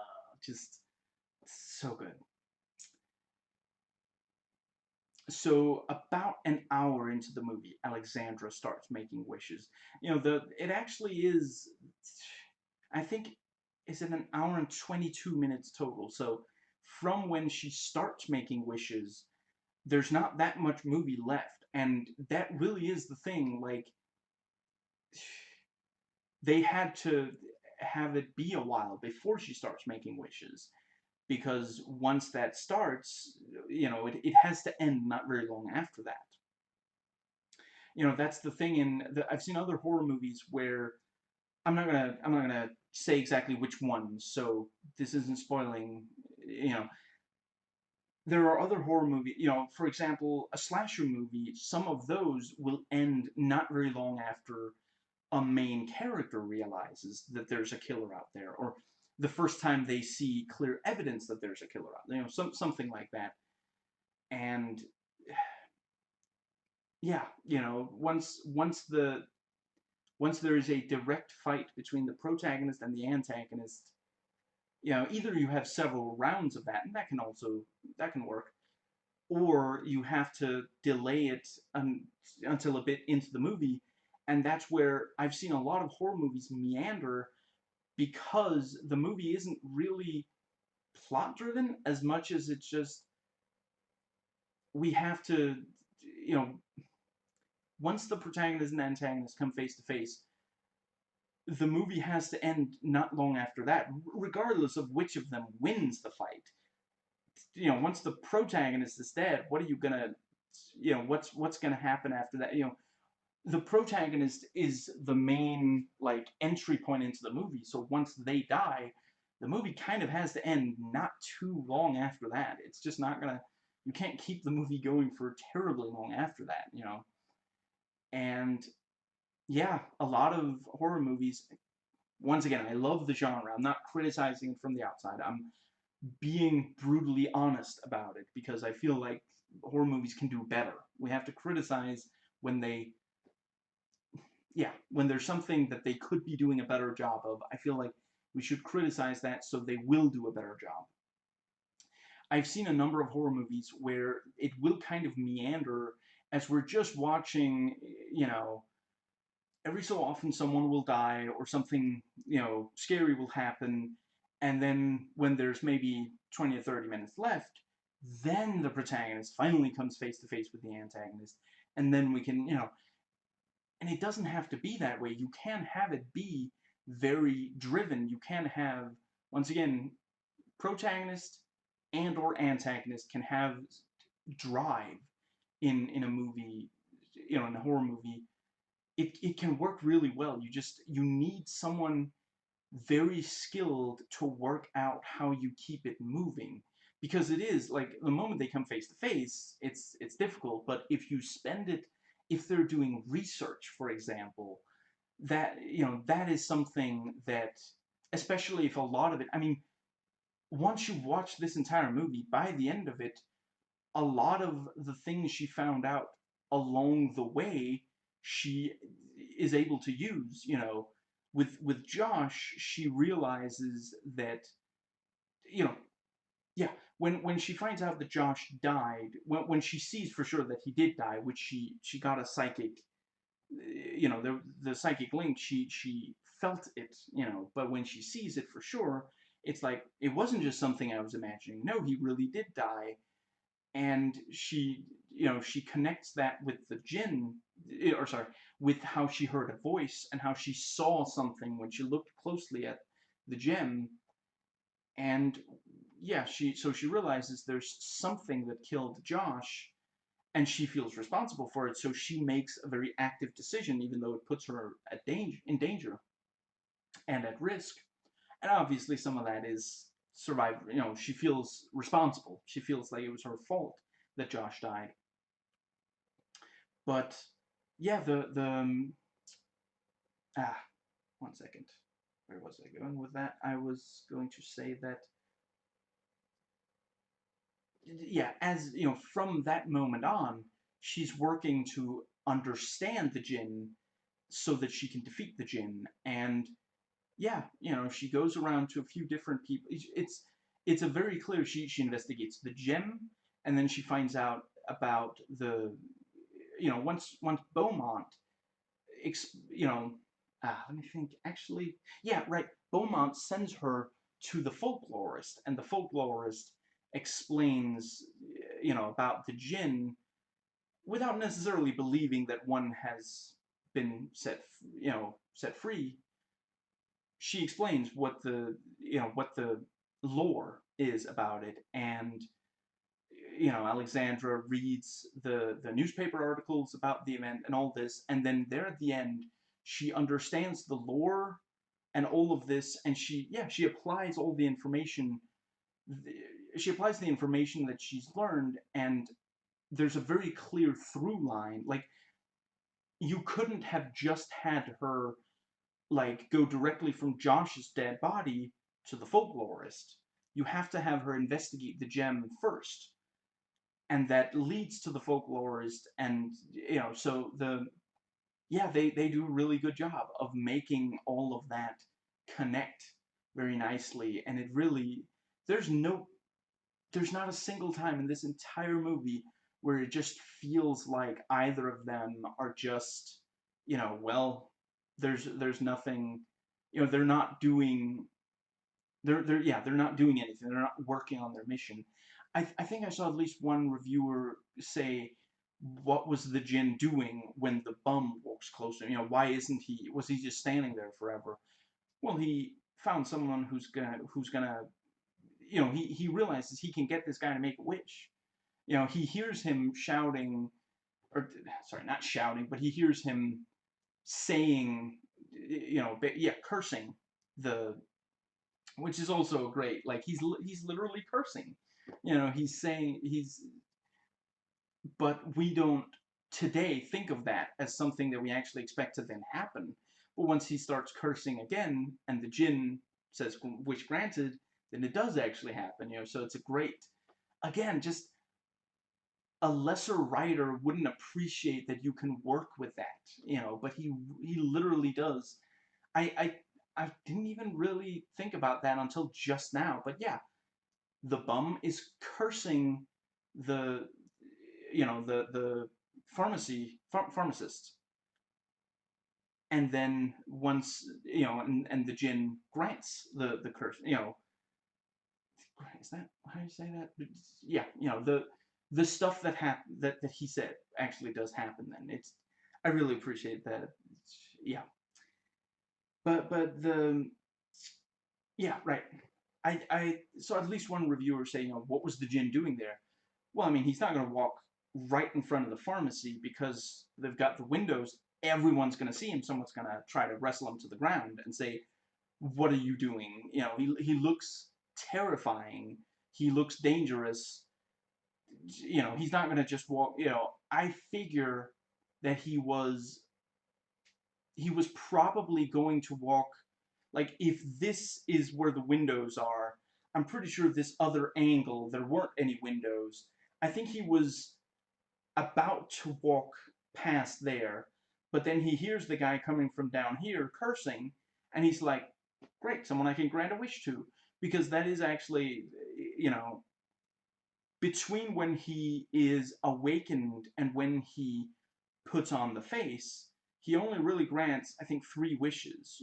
Josh, who doesn't want to feel that pain anymore, the bum who curses the pharmacist, and then the guy who sees him cutting up the body, who doesn't want to keep seeing this. So yeah, it's a great.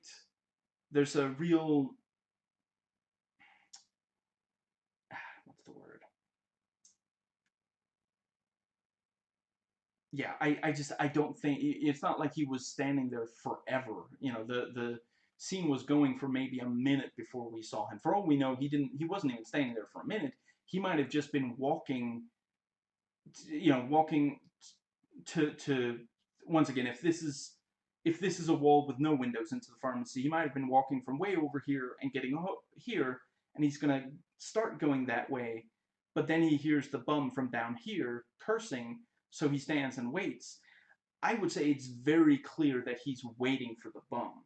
He's not just randomly standing, he's waiting for the bum. He heard him curse, and he wants to grant the wish. He realizes this is going to be just like the easy, what's the word? Slim pickings? 2 words? It's 2 words, Larry. And yeah, he's always working on the mission, as is she. And let's see. That is a really awesome throne for the Jinn, and we see that he's torturing the people whose souls he took.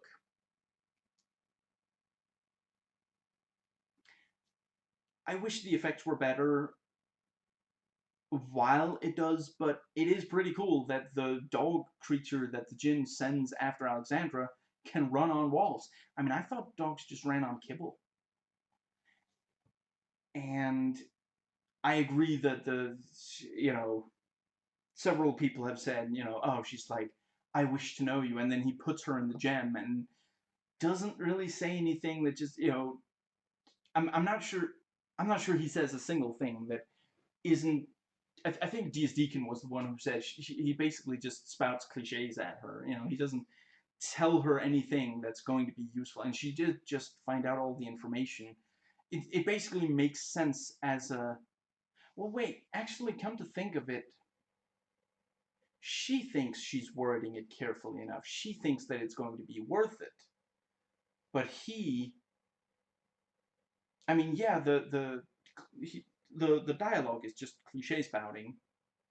Excuse me, but I wish to know you, and then he shows her what his home looks like. I mean, that is kind of aggressive for a first date, but it is the kind of, yeah. I feel like it does kind of make sense. That's basically the only thing she doesn't yet already know about him is the yeah, what his realm looks like, or inside the fire opal, or what exactly it is. Yeah. Yeah, I mean, it can't still be. Oh wait, sorry. the fire opal, even once the, yeah, never mind. And we see the Jinn's giant eye staring directly at Alexandra, very creepy. I'm really glad so much of the Jinn dog is practical effect, even though it does mean that most of the time we aren't seeing it running, we're just seeing its head and we're supposed to imagine that it's also running, but just, it really is. And I think there's at least 2 designs there and they're both great. Like they are, like it's dog-like enough that we see it and think, Jinn dog, I get that. You know, it's not like we're thinking, what is that? No, it's like, he's got a dog. Lots of people have a dog around their house, you know. But it's also just really scary looking. It's legitimately just my hat if I wore one. I think I'm going to buy a hat just so it can come off to the people who did effects for this film. Just the designs and the craftsmanship, just they do such an incredible job. I mean, I it's a really cool design of the dog. It's like it reminds me a little of some other like monster dog types, but it's also, I'd like to think that if like let's say a year from now when this movie isn't fresh in my mind, if you showed me that dog, even if I didn't see it move, and you asked me what it was from, I'd like to think that I'd still be able to say that's the Jinn dog, you know, because it has enough of the Jinn. I forget, doesn't it have he has like these tentacle things on his shoulders that come near his neck also. Doesn't it have something very much like that? I feel like it does. I'm not, don't quote me on that. I get why some people don't like Alexandra going to the party to save her sister, but really one of her biggest driving forces in the whatever in the movie is protecting people close to her, and she feels like she failed with Josh. She felt like she failed with her parents. She can't fail with her sister. I mean, what we got to remember is this is the last person if she loses her sister, she has no one. You know, her friends are gone, her family is gone. You know, we don't see any other friend than Josh. You know, so I think they do a good enough job of it. It is a a logical, and we do already know that A, he's going after Shannon, B, Shannon's at the party. You know, so again, I feel like people, excuse me, I'm not trying to pass judgment. I just think it's important when we watch a horror movie to remember we're the ones watching the movie, they're living their lives. Imagine if the last person that was close to you might die if you didn't do a thing. Are you really sure you wouldn't do the thing? Are you really sure you would be like, no, it is too great of a risk. I will think about it. Actually think about it. I really feel like I feel like they did a good job. At the end of the day, the reason she goes to the party is because that's what works best for the movie. So it's up to the screenwriter and you know, yeah, director also, but it's up to them to think of a good reason and convince the audience that this is something that she would do, that it's what would happen, you know. And I think they did very well. I really, it bothers me a little when I see people criticize the script of this and not mention that, to be fair, even if I thought this was a bad script, and I can, for sure it's not the best script, and there are, you know, there are better ones out there, but if you just look at how just the sheer structure and mechanics of it, it gives the protagonist something to do, it gives the antagonist something to do, and they spend the entire movie trying to accomplish their goal.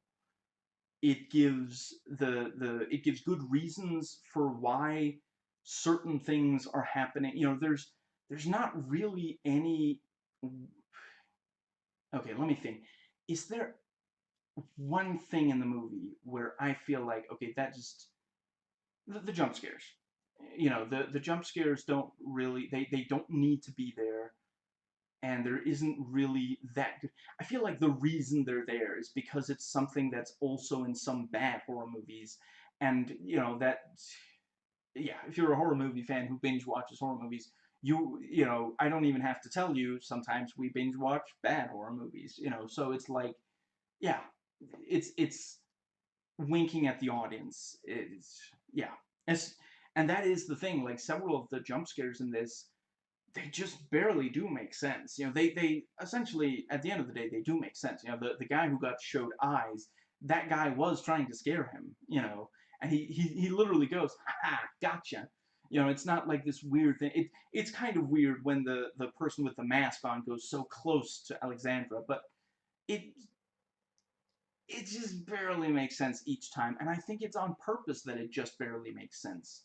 You know, the because it is like, it is saying, remember this movie where, you know, or not specific movie, but remember how it didn't even make sense when there was a jump scare in you know, these various movies. Now, I appreciate that the Jinn really has to work Johnny Valentine for a while before he gets him to wish for anything. Johnny is used to dealing with a-holes. He's not just immediately going to say, "Oh, I wish I could escape to a better line of work." No, it just, you know, for a while. At first, the Jinn basically just tries to get him to step out of the way. You know, he's not even looking to get him to wish for anything, but when he realizes he can't, you know, and you know, Johnny makes the mistake that he reveals that his ego, like, you know, he says that, let's see, yeah, he says something like, "Get out of my way, doorman," or something. And you know, Johnny Valentine's like, "My name is Johnny Valentine. Tell them that when people ask how you lost your eye. I'm just a doorman tonight." And then the Jinn builds on that and says, "But what about tomorrow? Don't you have bigger things you could be doing?" And that gets him, you know, but he doesn't just immediately go to, yeah. I like when Valentine shows up in the water box, it's done with the Jinn just walking away, and then we see him behind, you know, they don't cut. We see the Jinn, you know, in close up, and then he walks out of the shot, and then you know, the box is behind him.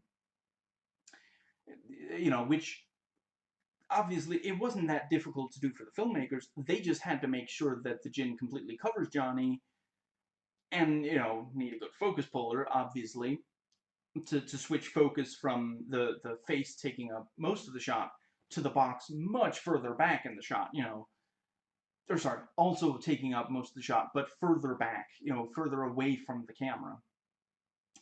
And yeah, it just, the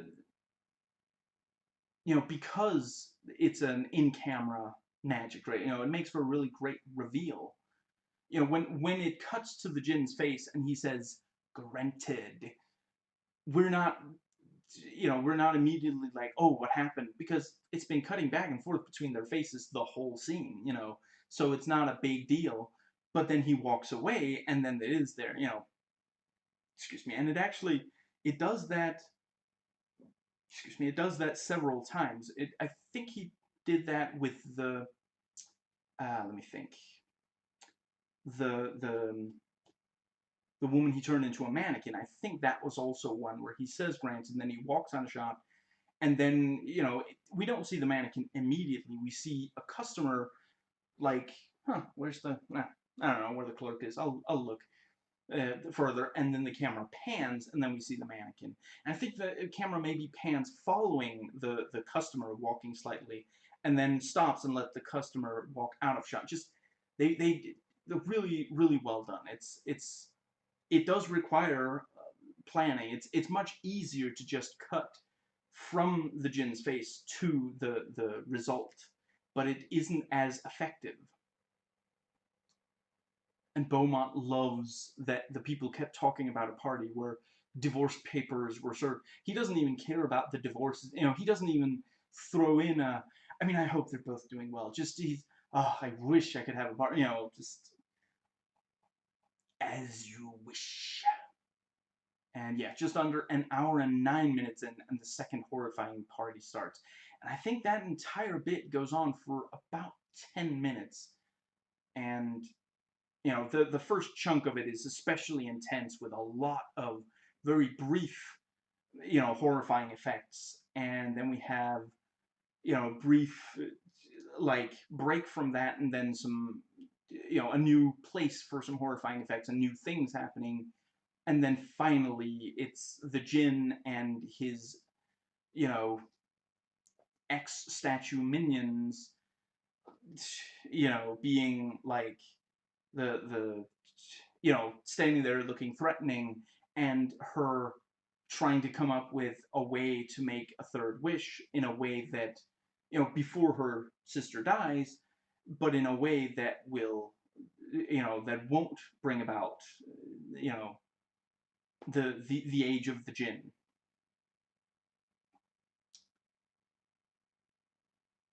Is the piano wire kill an homage to Hellraiser's Chains? Well played. You know, I'm pretty sure you know, it fits this movie, but it's clear enough of a reference to that. It, you know, it doesn't stick out like a sore thumb, which it can sometimes be a really bad thing. Sometimes it's okay, but sometimes it's a really bad thing if a reference really sticks out like a sore thumb, and it's like, you know, it doesn't, what's the word? Like, you're just sitting, if you don't understand the reference, you're just sitting there, oh, I guess that was a reference to something, and you're kind of pulled out, you know. But here, yeah, I think it's supposed to be, because it comes from both sides and grabs at him and pulls at him, and he's clearly in a lot of pain, and we see a close-up of his face. Yeah, I think it's a reference to the Chains, because yeah, I think I'm gonna, yeah, if you've seen Hellraiser, I think you know what I mean. I'm especially talking about the very first Hellraiser movie. And if you haven't, I'm not going to give it, you know, if you haven't watched Hellraiser, you're missing out. If you love horror movies, you're really missing out if you don't watch that. The CG on the piano wire isn't that good, but the practical effects, you know, the close-ups are really great. It does look incredibly painful. And it does actually look like it's cutting into his actual face, which, of course, they didn't do.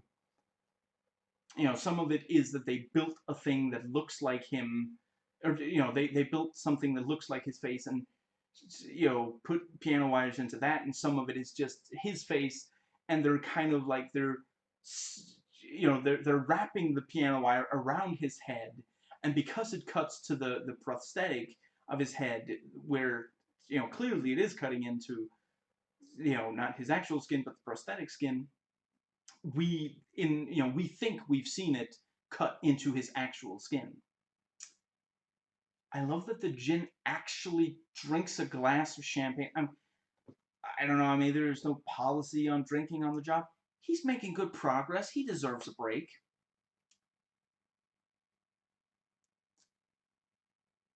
They do a really good job on the statues coming to life. You know, the makeup on them, like, they look like, okay, these were statues just 5 minutes ago, you know, or in some cases just a few seconds ago, you know.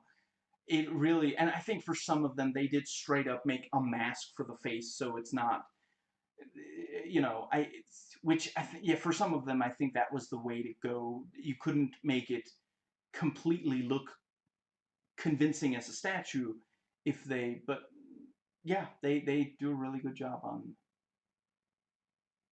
So the Wishmaster forces the actor for Freddy Krueger to like vomit up something horrifying. I mean, I've seen Freddy Krueger force someone to eat something in a horrifying way.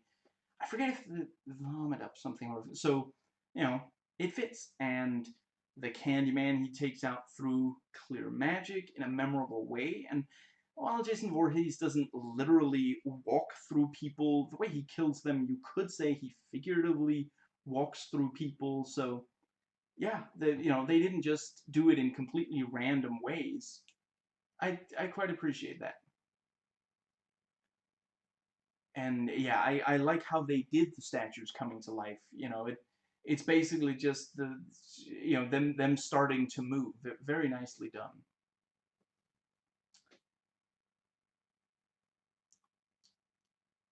And yeah, the former statues make for, you know, memorable,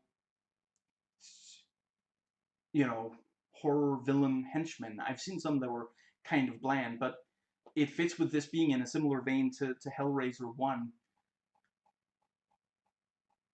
I'm not gonna talk too much about. I haven't seen very many of the sequels, but I have seen that they started using some really silly, you know, minions. The ones who walk up, yeah, who assist the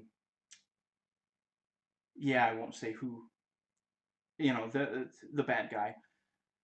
Some of them are kind of silly in design, and I feel like the statues, they work, you know, and it is, again, like, I don't think we saw these specific statues, but it's Beaumont's place. He's got statues that are hundreds of years old, and now they're coming to life, you know, so you've got these various culturally significant designs, and yeah, you know, they're attacking with the weapon that they would. Wow, it's really, one of them has like, I want to say, uh, is it like a mace, and you see the guy's face just smushed in, and I'm watching it, I know that's not the guy's face. They did not smush in some guy's face for this movie, of course not. It's it's like latex, and you know, it's not, it's an effect. It's a practical effect. It's not real.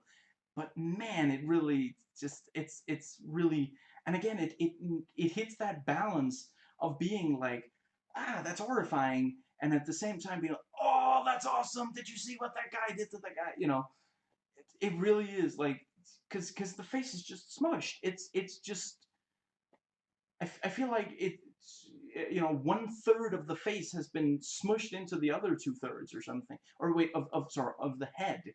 It's just, yeah.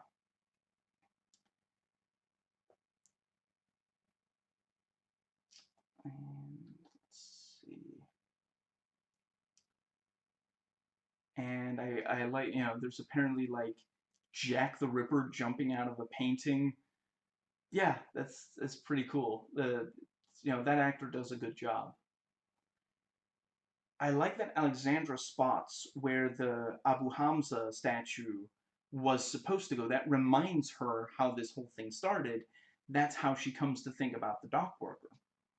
And the stakes are reasserted by the jinn, the plural jinn, almost breaking through, since Alexandra is starting to make the final wish. I don't know exactly how I feel about the fact that Alexandra so confidently makes this wish that would require changing time, since we haven't actually seen the jinn do something quite like that before.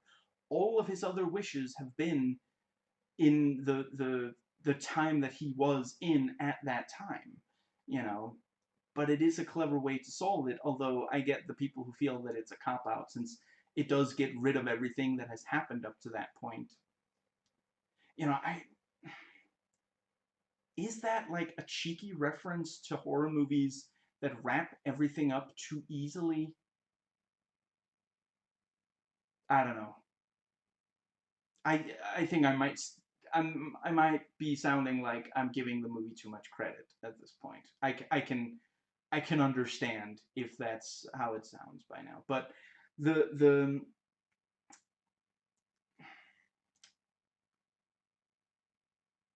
yeah, I don't know. It is definitely a clever wish, and the, I mean, yeah, I'm not gonna detail. I have now looked up, you know, or sorry, read and review or looked. Yeah, I actually, for at least one of the sequels, I straight up forgot, even though I watched multiple reviews, because I thought it was such an unmemorable way to end the movie that I just straight up forgot what even was the way. But yeah, you know, there's, you know, each of these, of course, has an ending. I'm not going to tell you if it's a good ending, happy ending or sad ending. And yeah, I don't think those endings are as good as this ending, and it is like this. I feel like it's a good way to.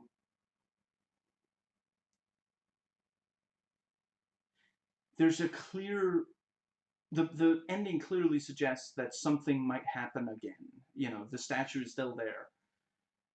It just needs. It just requires for someone else to break the statue, basically. And yeah, so but let me think. Yeah, so the excuse me. Let me think. Right, so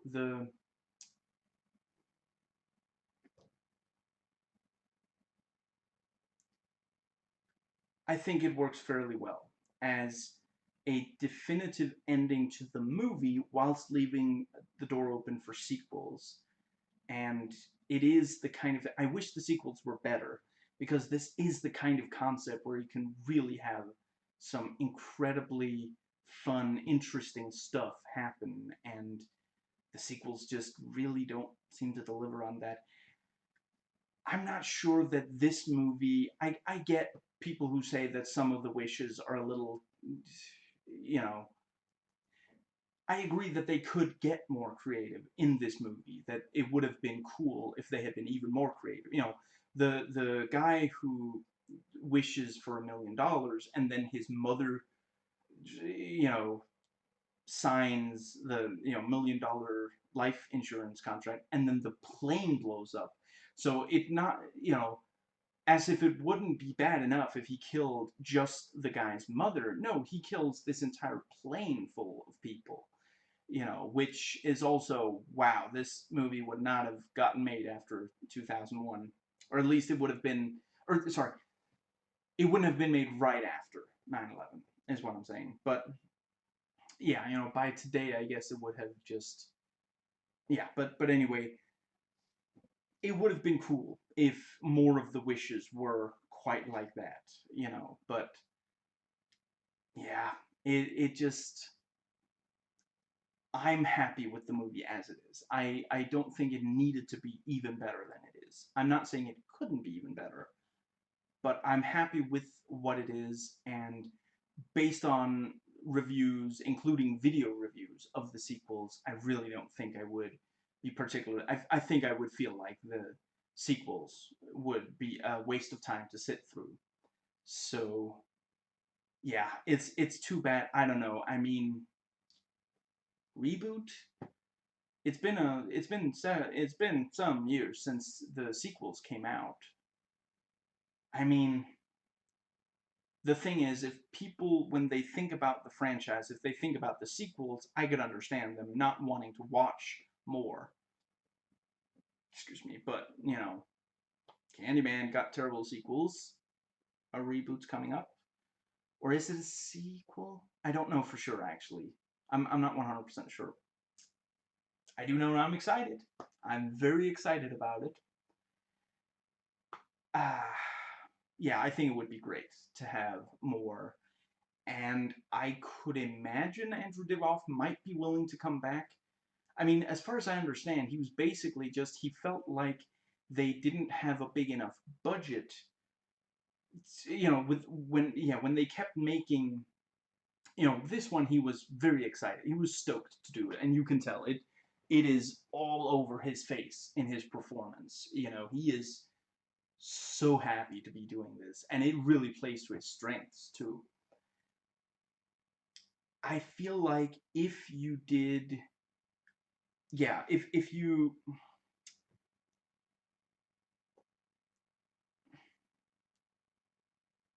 right, with the sequels, he felt like there wasn't enough money that they could do. They wouldn't have enough money to do the effects as well as so it would be it wouldn't be quite as good, and he felt like that was a letdown, so he's not in all of the sequels. But yeah, if you got enough of a budget, I mean, although I guess, is this maybe not the best time for a horror movie that has so much fun with it? Because horror movies today are, I haven't watched that many of the most recent horror movies, but as far as I understand, we really are seeing a renaissance. Or wait, golden age. Yeah, another golden age. It's not the first. We've had other, yeah. If you watch some of the very oldest horror movies are actually incredibly effective. Obviously they're, you have to put yourself in the mindset of watching it back then, but they're, you know, it really sucks when people say, "Oh, horror movies aren't bad." It's just because the bad ones are so very bad, and B, they get so much attention for being so bad. We don't do enough to praise really great horror movies. But I mean, if you look through, okay, let's do a real quick. In the 1960s, great horror movies. Off the top of my head, The Haunting and Rosemary's Baby.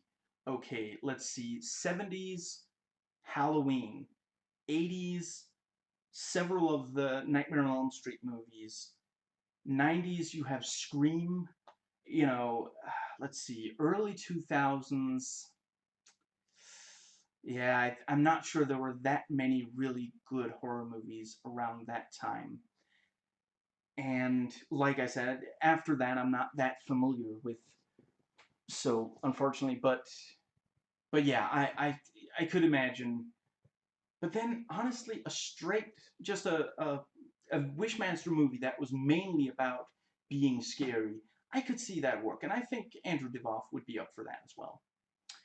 Now, yeah, so just under 1 hour and 20 minutes into the movie, the second horrifying party ends. So, yeah, just over 10 minutes of horrifying party, and it really, yeah, it's so effective, and it's the right length. It would have started feeling tedious if it had gone on for very much longer, but it is enough to be satisfying.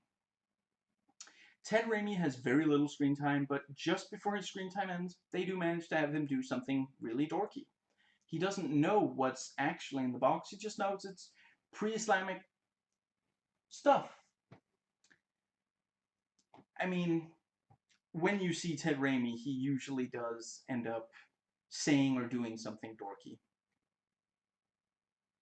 So I would definitely say that the movie implies that Alex does know everything that happened in the movie, despite the timeline being reset with that last wish. But I can understand if some felt that it needed to do a better job of establishing it. And the thing is, if she grew as a person based on the events of the movie, then,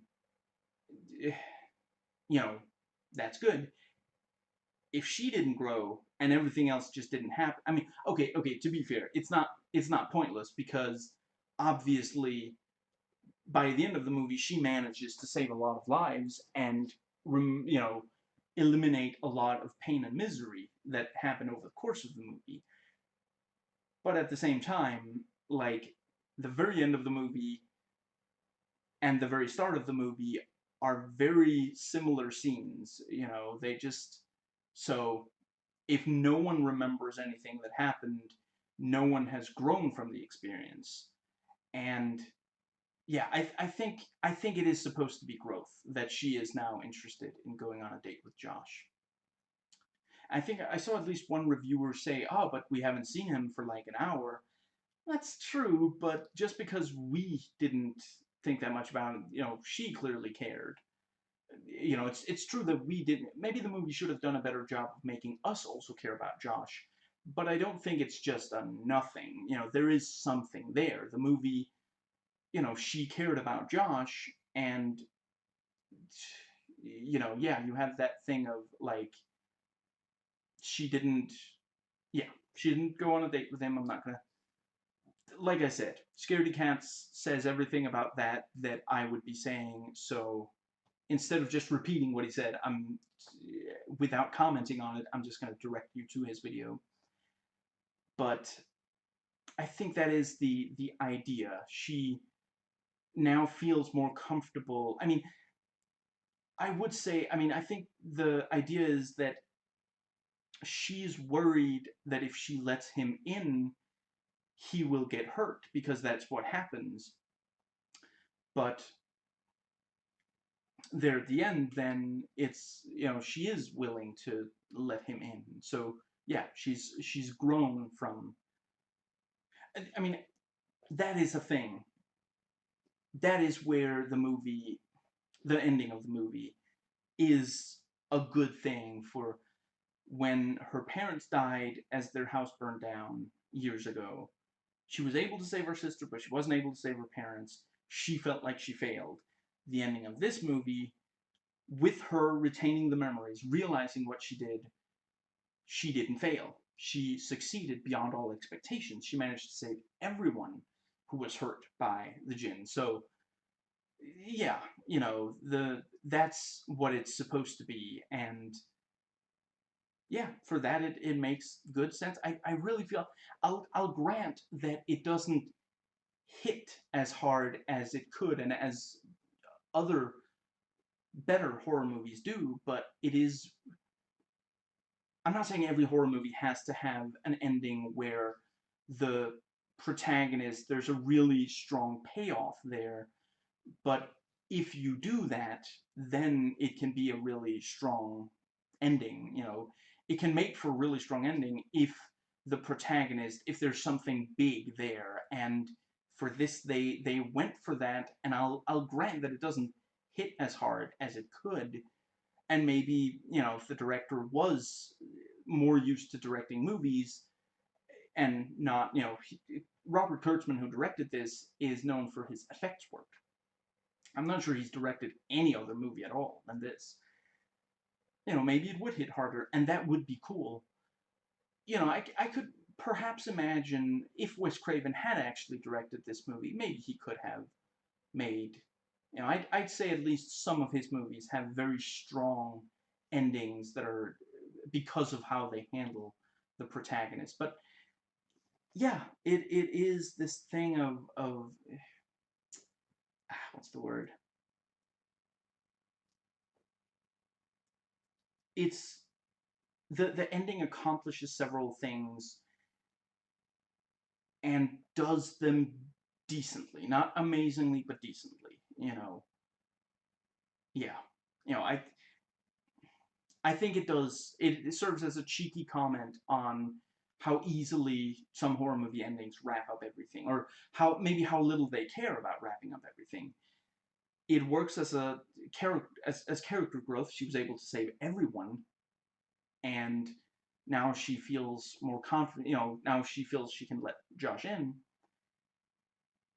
and it serves as a clever. You know, I think it was very.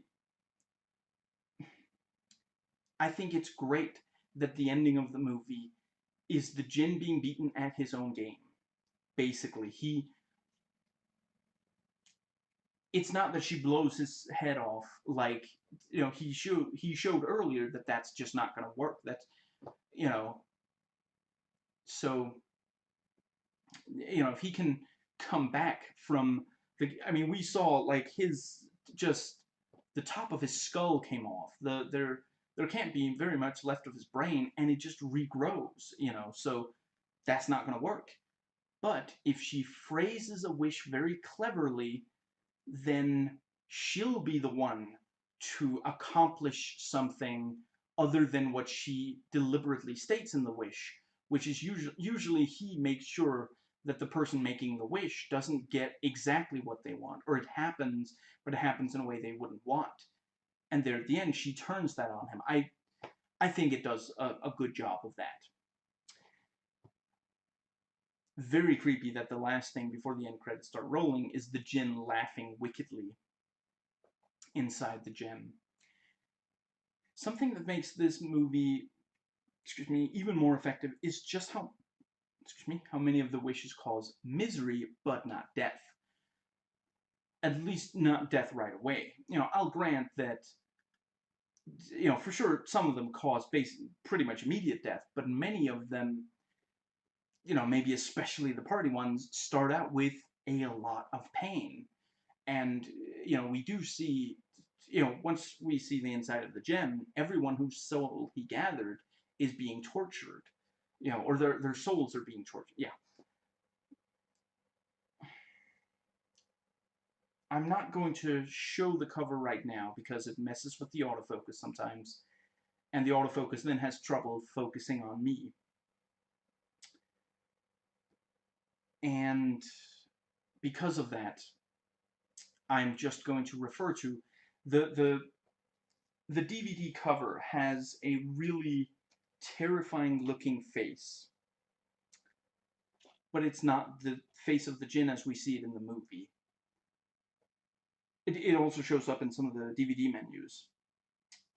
I'm really, really glad that they put this on the cover and in the menus, but not in the movie, and that the face in the movie doesn't show up on the, well, it is on the back of the cover, but it's not on the front of the cover, because you really shouldn't know exactly what the djinn is going to look like before you watch the movie. If I recall, I think the trailers only even show very brief glimpses of it, which is the right way to go. Now,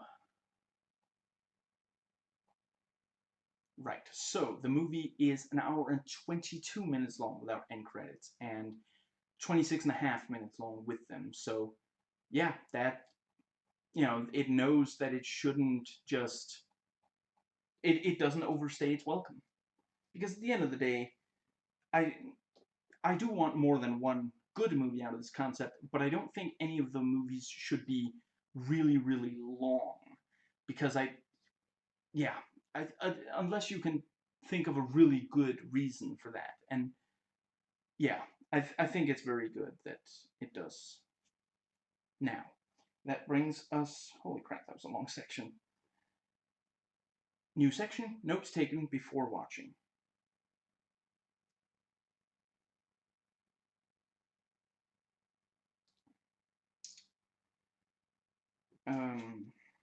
There we go. Now, yeah, so like I said, the director Robert Kurtzman is usually known for his effects work, and here's some of the stuff he did that I think is especially great. So yeah, he did Nightmare on Elm Street 3 and 5. He did Evil Dead 2, the first Predator movie. He did Jason Goes to Hell, Army of Darkness, Wes Craven's New Nightmare. Oh, sorry, right. He did also direct The Demolitionist, and I think, is that movie with Sharon Stone and Sly and James Woods? I think I've seen it. I didn't find it all that memorable. You know, if I recall, Film Brain didn't particularly like it either. You know, it was, I mean, it was a movie in part made to make some cool explosions, and it does have several cool explosions, you know, that's basically it. And, yeah, you know, I don't understand as much why Kurtzman wanted to make that movie as I totally understand why he wanted to make this movie. But yeah, he also did effects for Scream, From Dusk Till Dawn. Oh, right, and he wrote the story for From Dusk Till Dawn. So, yeah, which he did a great job on. And let's see, we have Spawn is not a great movie, but it does have some great effects. The Faculty.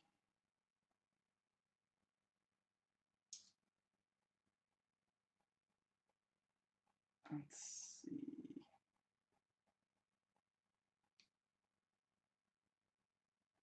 Yeah, and yeah, so this was produced by Wes Craven, and you know, yeah, it's really not gonna surprise you, but yeah, I really love his work directing Scream 1 and 4.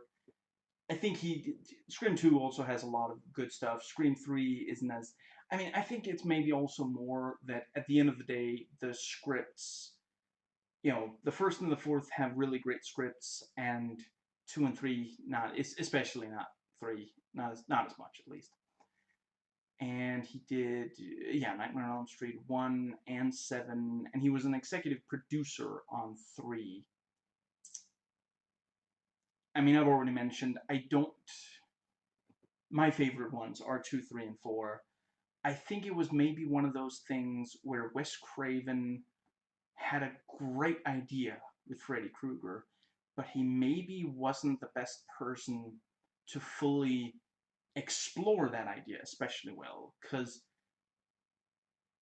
I mean, both of his Nightmare movies are great. They are. But I don't think they're quite as solid as movies 2, 3, and 4 when it comes to just overall effect. I think he has some strengths, but I think when it comes to something where there are a lot of effects and yeah, I want to say the third one is directed by the same guy who directed The Mask and the first Black Scorpion movie. And I realize not everybody likes Wait, Scorpion King. Black Scorpion is a very different thing, but it can be fairly fun to watch as well. I think I watched, let's see, the first movie and the second movie. I know there was a TV show. I don't think I watched any of it. I'd like to. I thought the movies were a lot of fun. Pretty good, you know, comic book satire. But no, the Scorpion King, sorry, the first Scorpion King movie. I think he did a really good job on that. I realize some people really don't like, that movie, and I guess I can understand why. But anyway, the yeah, I think he's a really really good. He's great at making the movie work and working in some really great effects and making those just really work. Not every great director knows how to use effects well. It's not enough to hire a good, hire people who are good at working with effects. You need, yeah. Anyway, I don't think, based on what I've seen, I don't think Wes Craven is necessarily the best at working in with a lot of effects. I think he's really good at characters and like human moments and such. I think you know, that is one of the best things about his two Nightmare on Elm Street movies, and yeah, really all four Scream movies, is how well he does on effect. Red Eye, he also does really well on, sorry, characters. I meant to say characters, not effects there. Sorry. Red Eye, he also does a really good job on the characters. Red Eye could very easily complete. I am going to do a video on Red Eye. I'm not going to talk too much about it here. I am going to do a video on it. I've watched it several times, and I am amazed at how well it works, because it really, the concept itself, I mean, the moment that you hear it, it's like, how can that be an entire movie, though? It seems like way too little, way too small. Anyway, that's, yeah. I think a lot of his best work is when there aren't that many effects and effect shots. I think his idea with Freddy Krueger was incredible, but I don't necessarily think he was the best to take full advantage of it. I especially remember the yeah, the second, Nightmare on Elm Street Part 2, I remember as finding a lot more effective in several ways than the first one, and maybe especially the ending. The last maybe 5 to 10 minutes of the second movie versus the first movie. Yeah. And moving on, so let's see, we have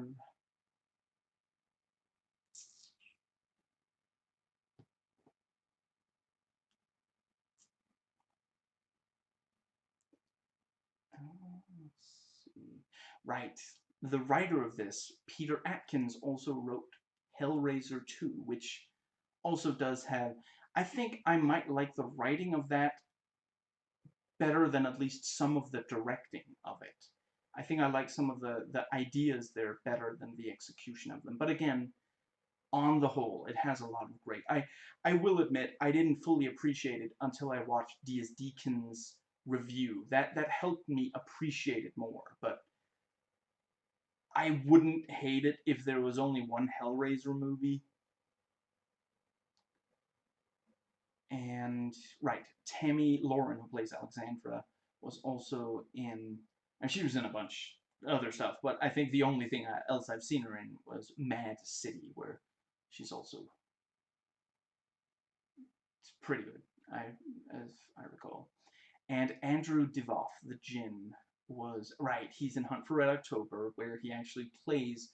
He speaks fluent Russian. He's not... he's not originally Russian, but he... You look at him and you can very easily accept him as a Russian. He's Mendoza in A Low Down Dirty Shame. I might want to watch that movie again. It's been years since I watched it, and I really enjoyed watching it. And Boris Basilev in Air Force One. I don't offhand remember it. I can imagine he probably had a big role, but he's not... Yeah. And he lends his voice to Lost Via Domus, like, and a number of the others from the show. It's the video game of the show. And he was on Jag, Alias, Burn Notice, and Lost, so yeah. And yeah, Kane Hodder, known primarily as a stuntman and incredibly talented, stunts in stuff like House 1, 2, and 4. And yeah, he played Jason in several... I saw there's like a documentary where one of the filmmakers of some of the Jason movies pointed out that nobody but Kane Hodder wanted to play Jason more than once. Everybody else was like, yeah, sure, I can play Jason. And then afterwards, they were like, never again, though. And let's see.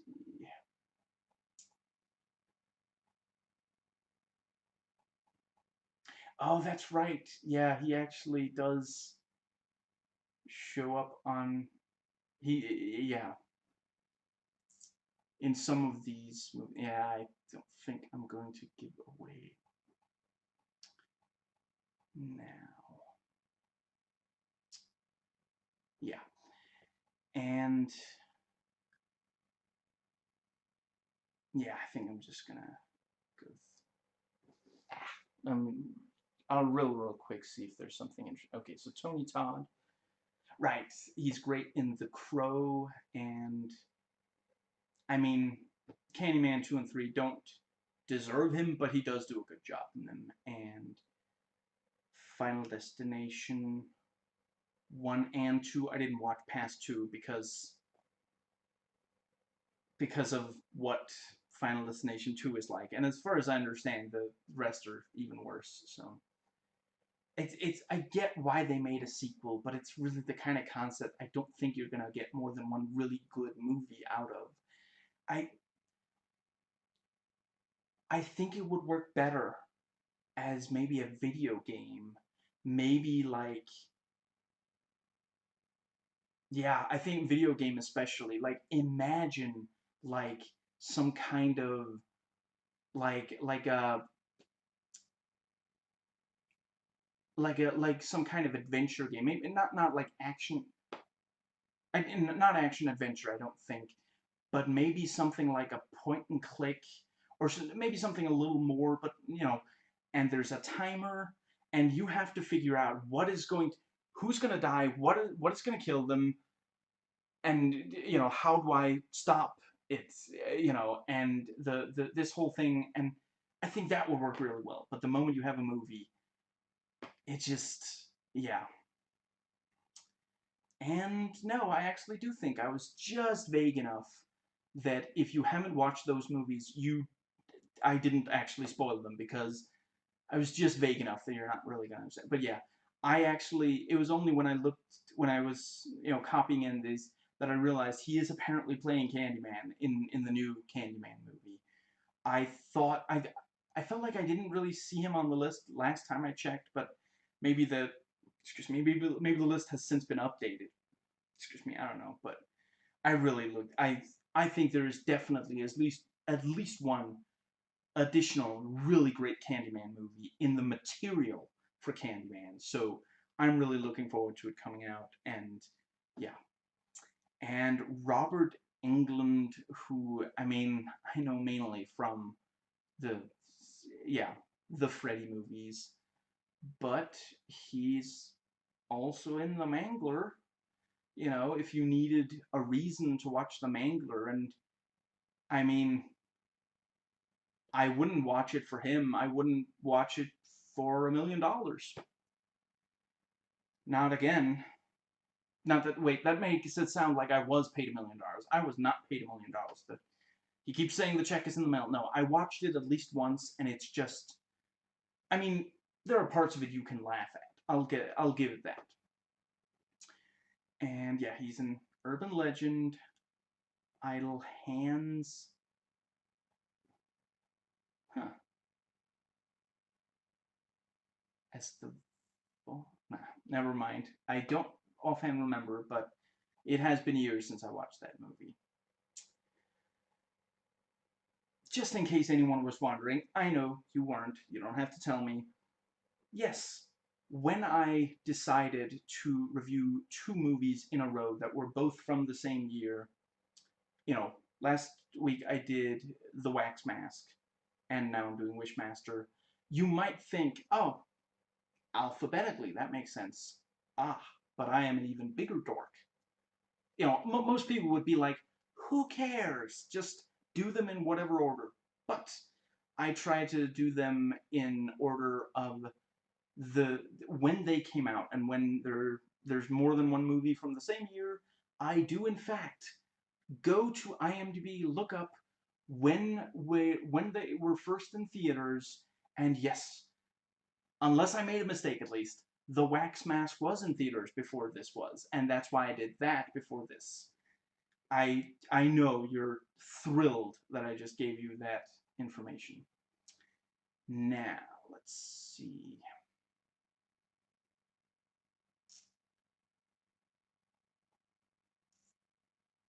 Yeah, so the opening and ending of a movie are some of the most important, and clearly this movie knows it by giving us deeply memorable openings and endings, both with lots of, really horrible stuff from, someone wishing, yeah, the the waker of the jinn making too vague of a wish, and yeah, with yeah, lots of really memorable effects. And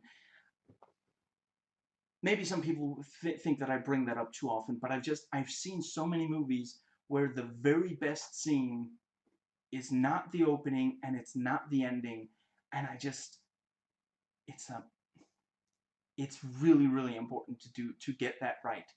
If you really hook the audience with the opening, they're willing to forgive a lot more.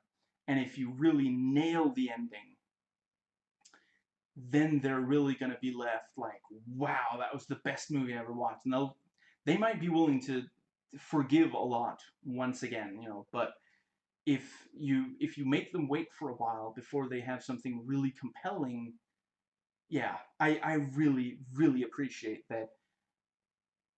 Again, I don't think this movie gets enough credit for just how strong the opening is. You you're given just enough information about the Jinn to indeed fear the Jinn, as Angus Scrimm's voice sternly tells us, and we see what the stakes are. We see on a microcosm what would happen to the entire world if the Sultan did actually make a third wish. And I appreciate that the wizard had enough sense in him to still be really polite. I mean, he is basically telling the Sultan to his face, stop talking, you know, which is not something people in power love to be told by people who work for them. But he is like, Sultan, Your Highness, I beg your silence or something, like, you know. So he's, yeah. Now so I've seen so I gotta stop writing alliteration because my tongue rebels against the rest of my mouth entirely too often. Okay, I'm gonna try it one more time, and if not, I'm gonna rephrase it. I've seen some say that this is kind of a low-grade Freddy Krueger, and I guess I kind of understand what they mean. I honestly never really thought of it that way. I've known about Freddy Krueger for, you know, I don't know, since I was maybe 12 or something. And like I said, the first time I watched this, I was probably around 15. So, but I just honestly never really thought of the Wishmaster as that similar to Freddy Krueger. But when this movie came out, you know, we had just had some, how do I keep this vague enough to not spoil? Let's say that I I'm not sure very many people thought that there would be more Freddy Krueger after the, yeah, there were some movies there that made it seem like there wasn't going to be more Freddy Krueger. So, and one of them was directed by Wes Craven, who created him. So yeah, it does make a lot of sense to try to bring in something new, something that can fill that void, since Freddy Krueger was such a popular character. I hope, I are the rights still with Platinum Dunes? I hope that they just sell them to people who know what they're doing. Have Platinum Dunes made a single good horror movie?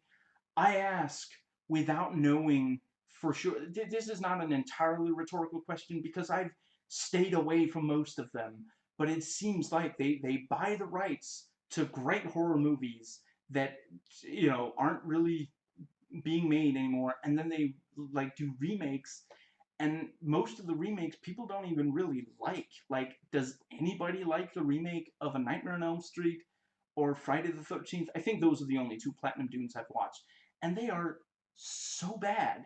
And I love a lot, like, there's a lot of Freddy and Jason movies that I love, including Freddy versus Jason, and just, I mean, they don't understand how to make Freddy and Jason work when they made those two remakes. It's just, anyway, I realized that the Texas Chainsaw, they made a bunch of those movies, so I guess the first one was popular enough, and people keep watching the other one. I forget how many new ones they made. I feel like it's 3 or possibly more, and that seems like 3 too many. So I don't know. I hope that they sell the rights to both Freddy and Jason to some horror filmmakers who know what they're doing, because I do think that they could still make strong Freddy and Jason movies, and movies that have both of them. Maybe not many that have both of them, but I do think that there's good stuff to be made there, and it's not like you can't make a good slasher movie nowadays. Halloween 2018, I pretty much loved. I think the very first time I watched it, I was like, it's mostly good. I've watched it since then. I guess I've only watched it once since then, but the second time I was like, holy crap, this movie is amazing. And I cannot overstate how psyched I am for the next two. And I really hope that the the first one is so good that we do get that the second movie is so good that the third one also gets made, because that's sometimes sometimes when they promise a horror trilogy, the second movie is not that good. There's so I've spent time talking about how excited I am for more Halloween. In fact, I did that in my video where I talk about where I go into spoilers for Halloween 2018, and the other ones for that matter. So I'm not going to go into it here, but just if in case you watched that and were wondering, is he still psyched? I am still psyched. But yeah, I can understand wanting to fill the void of Freddy Krueger, such a popular character. I do think they are significantly different from each other. I never really thought of the Djinn as a Freddy Krueger wannabe. Freddy uses your greatest fear to torment you. The Wishmaster turns your deepest desire into something horrifying. For Freddy, it's deeply personal. He wants revenge on specific people. The Djinn wants to rule. I mean, they really don't have that much in common. I mean, the only thing they really is, they're scary to look at and to listen to. They talk more than some people would like. I mean, really, in this one, the Djinn doesn't even make that many, like, real, cracks or something, like, he doesn't have that many one-liners and such, which is something that was very common to Freddy Krueger in the later movies. He has dialogue, but he doesn't have that many, like, okay, so he's got, that hurt like hell, the shit just hit the fan, granted, but, by and large, he really doesn't have that many where it's like just one after the other, where Freddy, you know, I think there might be, he tends to have at least one-liner per kill, you know, with with Wishmaster, yeah, it's really not, but, they okay, and they both use magic. Another thing they have in common, they both use magic, and they're creative in how they kill. I think that might be what people are zeroing on. They're killers who talk, who kill a lot of people, and they're creative in their use of magic to kill people. That's the similarity. Outside of that, they are not that similar, really. And let's see. Yeah, so real quick, their skin and body look scary. They have strong performances that are both scary and have some fun with it. They make certain scary things come true. In a lot of ways, the Djinn is almost more like Pinhead from Hellraiser. So, yeah. Let's see. And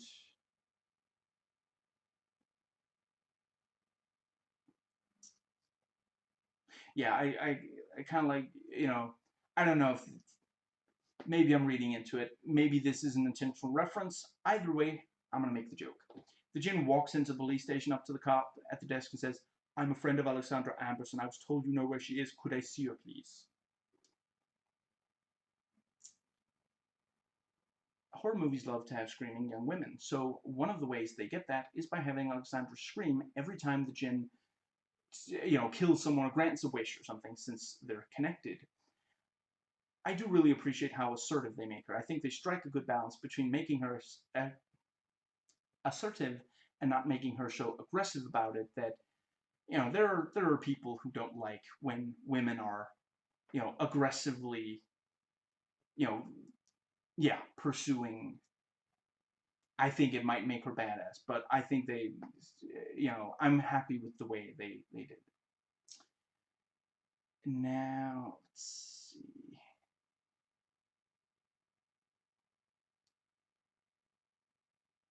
Yeah, and yeah, I forget who, but some reviewer said that since Alexandra and the Djinn, I think I'm just going to call her Alex from now on, and the Djinn are connected, the Djinn shouldn't have to ask the cops where she is. Just because they feel each other doesn't mean that he can see what she can see or otherwise know where she is. In fact, I think it might only be that she feels pain when he grants wishes, except I think, excuse me, are there maybe times where that doesn't happen? I'm not 100% certain, but yeah, there are definitely times where, he grants someone's wish and she feels pain, but yeah, I don't know that he can see what she can see, or like tell where yeah, I don't think I noticed a single time of it's possible that it happened and I just missed it, but I did not notice a single time where he learned something from her psychically. He can say things that she can then hear, and when he hurts someone she feels it, but I don't think that I'm not sure that he can, like, for example, tell where she is or hear what she's saying, or if he's not close enough to anyway. Now, let's see. DSD can, I mean, I don't know what words for sure he would use, but let's say he basically expressed that Alex's wishes are kind of disappointing. I yeah, I agree. At the end of the day, it is basically just, it's kind of obvious. She asks, "I want to know you," and then he transports her to inside the fire opal, and then she wishes to come back out. And for that one, he doesn't even. I mean, I guess maybe he somehow caused Shannon to leave for the party, but other than that, yeah, he just gave her exactly what she asked for. I guess the thing is, he didn't need to make it horrifying because the fact that she was no longer at home meant that she would be that Shannon was no longer at home meant that Alex would be determined to go there, and that was what he wanted her to do. But yeah, at the end of the day, I don't know. I don't know exactly what would be good for her to wish, but something that, yeah, I don't know. It is a little disappointing considering that at the end of the day, that is kind of the idea. Is he's supposed to get her to wish for things 3 times, and the movie keeps building to them meeting. When it happens, there's, wait, what did I, no, was it an hour? Yeah, there's 22 minutes of movie left when she starts making wishes, and then it's just, she wishes to know him, and he puts her in the opal. Then she wishes to leave. He puts her back in her own place, and she realizes that Shannon left for the party, and that's, yeah, I don't know. It would have been cool for it to be something bigger. I swear I'm trying to not overdo this, but let me just briefly ponder. Is the movie doing it on purpose? Is the movie saying, it's, there's that, like that joke where, you know, it's like there's this joke that you spend maybe a couple of minutes telling, and then the punchline isn't even funny, and the joke is actually on the people who got into listening to the joke and thought there would be a punchline.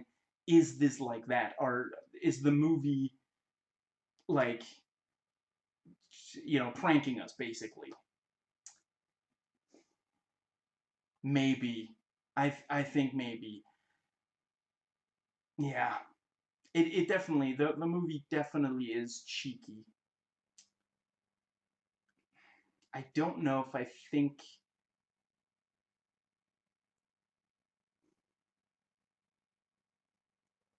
I I think if they make another one, I would like it to be stuff that's really, like, I don't know, just something bigger and more interesting, more creative. You know, I don't know. I don't know exactly what, but just some big kind of magical thing where it's like, and maybe where she manages to get him to do something that hurts him, but he twists it so it does also make problems for her, but so that she still does get a win. Yeah, I think I've said all that. Yeah, so like I said, I'm not going to go into those sequels. much at all. But I do want to point out that there is a, in at least one of the sequels, the Jinn isn't always working on his mission, where, yeah, here he always is. He might grant a wish or two of people he just comes across, rather than just, waiting to do so until he reaches the Waker, but he's clearly always working on the mission. He goes and gets someone's face, since his usual form scares people away, rather than get them to make wishes. He goes and gets a nice suit, since that will engender trust. He goes to get Alexandra's address, which requires several stops along the way. It really helps that he is clearly on a mission. It helps the movie feel focused. And not even just feel, it helps the movie be focused. I love the creatures and the body horror, but the couple of explosions, such as when the gym opens in present day and the woman who gets turned into glass, and the fact that Kane Hodder's security guard character explodes after being walked through, I don't exactly love. That might be a reference, but I am not going to say to what. Yeah, let me think. So ah, right. So yeah, I mean, I've already mentioned, I do love that he does walk through, it's just such a, I must get inside. Then you have to gonna go through me. And that is something I would love to see. And the Jinn just smiles and, turns him, makes him part of the glass wall. Just, yeah. Now, I personally love that there are tons of horror icons in this, some of them making cameos on camera, some of them working behind the camera.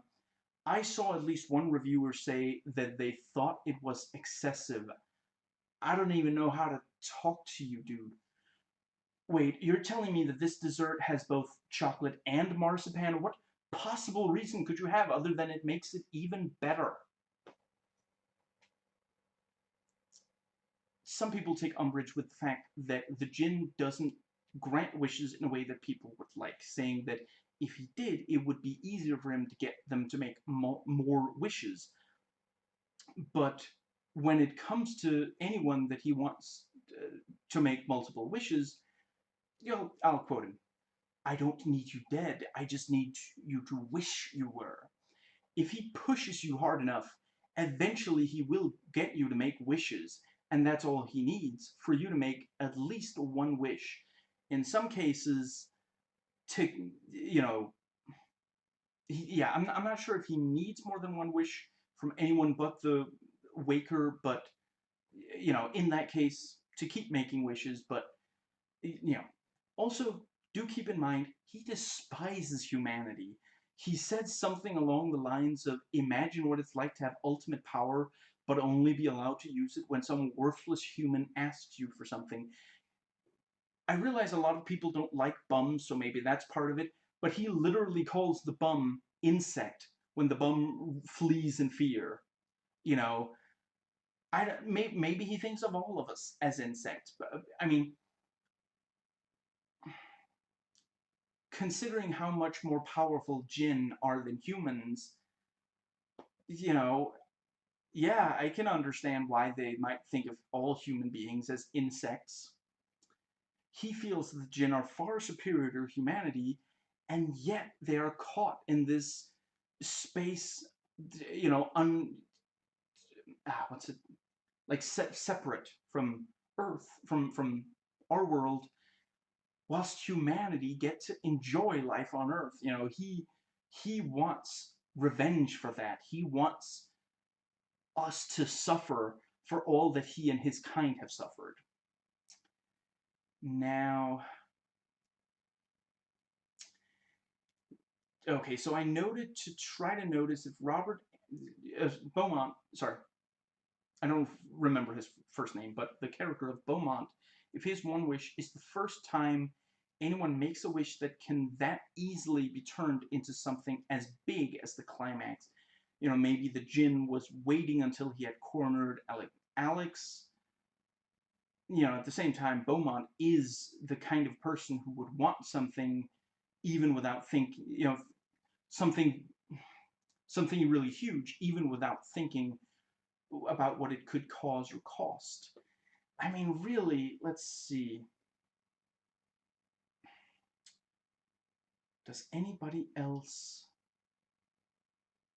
say something that... I mean, part of it is also that it really is... It's the one time... I mean, really, Beaumont basically says, I would love to host a party like that, and the party like that is the one we saw at the beginning, so the djinn really does give him exactly what he asks for. He just didn't realize that that's what that would look... Beaumont didn't realize that's what that would look like. Yeah, I think it was in part cornering Alex. Ultimately, for most people, he's fine with just killing one person per wisher, you know. I mean, the only time... Actually, come to think of it, it's a bit half and half, isn't it? Let's see, Josh wishes for something, it only leads to one death. Mannequin lady wishes for something, leads to one death. But then on the other hand, literally, you have the Alex's boss, which causes a plane to explode. Then you have what's the cop? I'm sorry, I forget the guy's name, which gets several people shot. You've got the bum that also only kills one person. I guess, is that... Let me think. And Alexandra's wishes, which don't kill anyone at all. So yeah, it is like... Yeah, if he can find out a good way to do it, he'll kill multiple people with one wish. But he's not that interested in people making more than one wish. He's not that interested in... he doesn't... He's fine with it only killing one person for one wish. Now, let's see.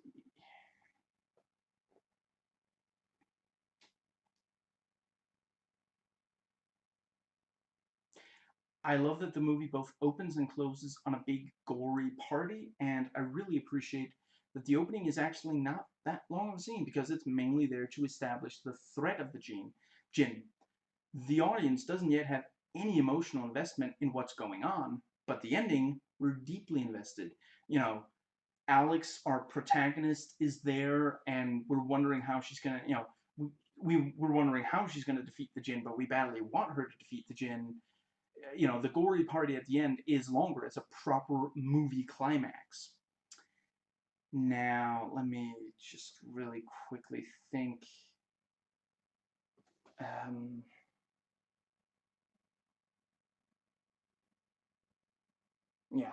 Yeah. And let's see. Yeah, so on to YouTube videos, responding to YouTube videos. So DS Deacon's review, all his reviews, he reviews all four, and all four videos are excellent. I agree with many of the things he says. Excuse me. There are a few things that I do disagree with him on. He said that it's very lucky for the djinn that the statue broke in a way that left the djinn out. I think it is that the djinn is so powerful, trying so hard to get free, that the statue broke that way. Maybe the djinn even helped cause that particular crate to drop. Maybe Joseph Pilato, his dock worker character, maybe most days he doesn't drink on the job, but, he likes to drink when he's at home. So this one day, he drinks on the job.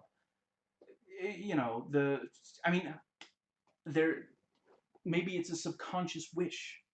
Maybe the night before, he was like, I'm so tired of this job, but I do love this beer. I wish I could just drink on the job. And without realizing it, he got his wish. And it's not a wish that cost him his soul, because it wasn't technically quite it. But, maybe the gin can affect even before. That's not said in the movie, but I really don't think that it's just pure luck. I don't think that that's what the movie or the filmmakers think either. Once again, I love these Deacon's reviews. I'm not, you know, and let's see, but yeah, why it was that particular crate that dropped rather than any other, and yeah, and he says, it's the fact that the gem blows up isn't a very useful way to get, I think he says something along the lines of, wouldn't that just kill the waker? I don't love that it blows up, but I don't think it's what usually happens. I think it's because the lasers, have an effect on the gem. I could be wrong, but I feel like that's what the movie, it only happens when the lasers go through the gem.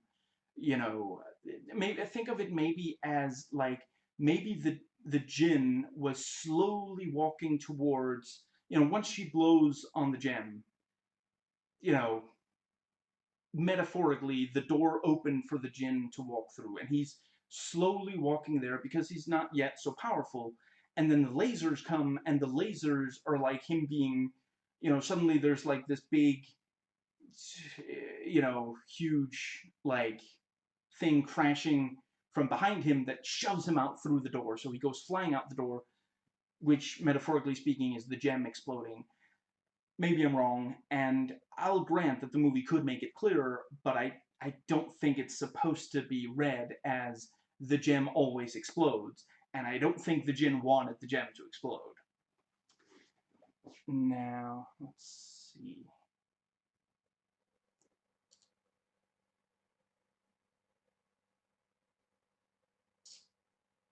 Yeah, and D.S. Deacon says, it's convenient that the Jinn understands modern technology. I think it's just part of how the Jinn's powers work. He's good at guessing what people would wish for. He can easily adapt to any time period, any culture. He speaks English from the moment he comes out of the gem, even though he's been stuck in there since ancient Persia. He immediately just speaks English to Josh like it's his first language, and I think it is. The moment that you wake the Jinn, he is acclimatized. Is that the word? He's accustomed to our customs. He immediately knows how to. He has no problems working technology. He understands where, like, he's looking for a person, so he understands things like that the police officer has the address of the workplace. He understands that he, like, yeah, there are a lot of things, right? He knows where to go to find the skin of a dead body. I mean, let's not pretend that he asked someone for that. There's no way that he walked up to someone, either showing his face or had the thing, and he asked, like, where do you store dead bodies that haven't been buried yet? And gets an answer? No, there's no way.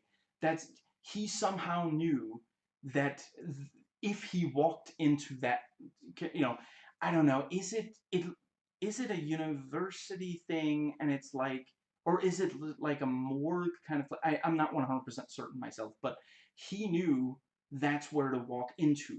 Maybe he had to look in a phone book to find the exact address of the morgue, but he knew, today they have morgues. So if I walk in there, I'll find a dead body. I can cut off someone's skin, someone's face, and wear. you know, I really don't think it's convenience. It's just that's how his powers work. You know, he wouldn't be very, you know, very good at what he does if he had to, let's see, what's that say? Right, you know, if all you had to do to fight the Jinn was to put it away for maybe 100 years, or force it to go to a country where it didn't understand the language or culture or something, you know, for that you wouldn't even have to trap it for very long. I really do think the idea is, no matter how, you know, if, like, hypothetically, if cavemen, you know, accidentally released a Jinn, then, or was it even trapped back then? I'm not 100% sure. Anyway, then, you know, hypothetically, it would be able to speak their language perfectly and know what the, you know, understand their wishes. He wouldn't be saying, "Would you like some gold?" And they'd be like, "What is gold?" You know, they'd be speaking caveman language, obviously, but they'd be like, "What is gold? What are you talking about?" You know, no, he'd be like, "How would you like for from now on, instead of catching, you know, what if from now on I could make it so you catch twice as many, you know, animals to eat and make clothes from as you usually do?" You know, he would just know because that's how he works. Now, let's see.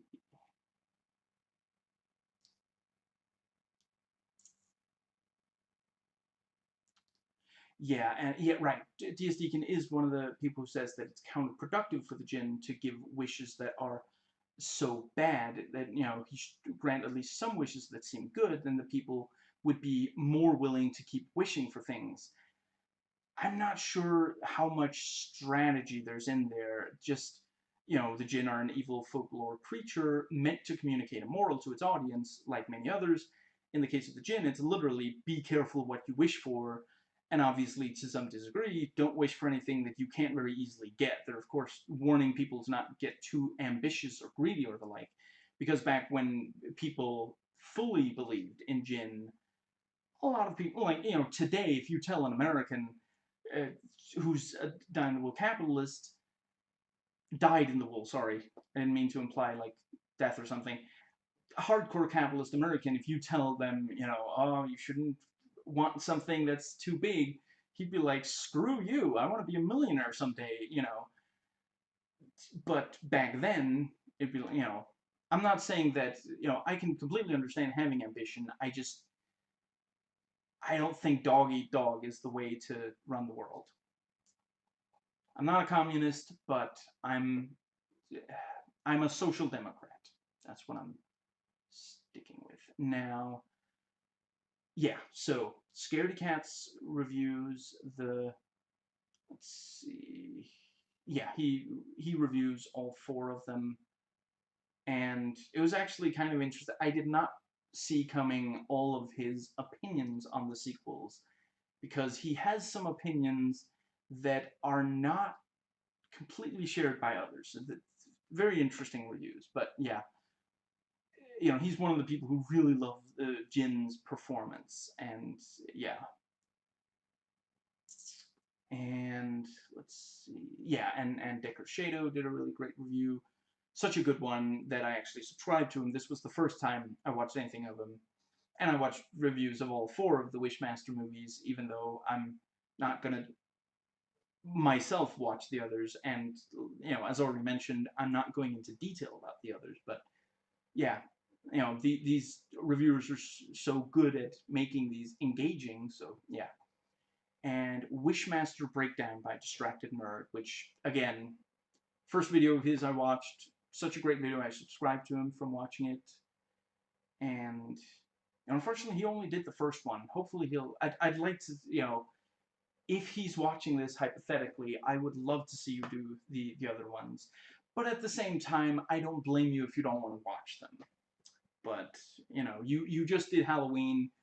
I love that movie, and I still got a real kick out of you. You know, it's not like you made up a bunch of stupid stuff to criticize. You made a funny review. It was great. Keep them coming. I will keep watching. You know, it's there are a lot of people who cannot make me laugh at him. You know, making fun of a movie I really love, but he really did a great job. And let's see.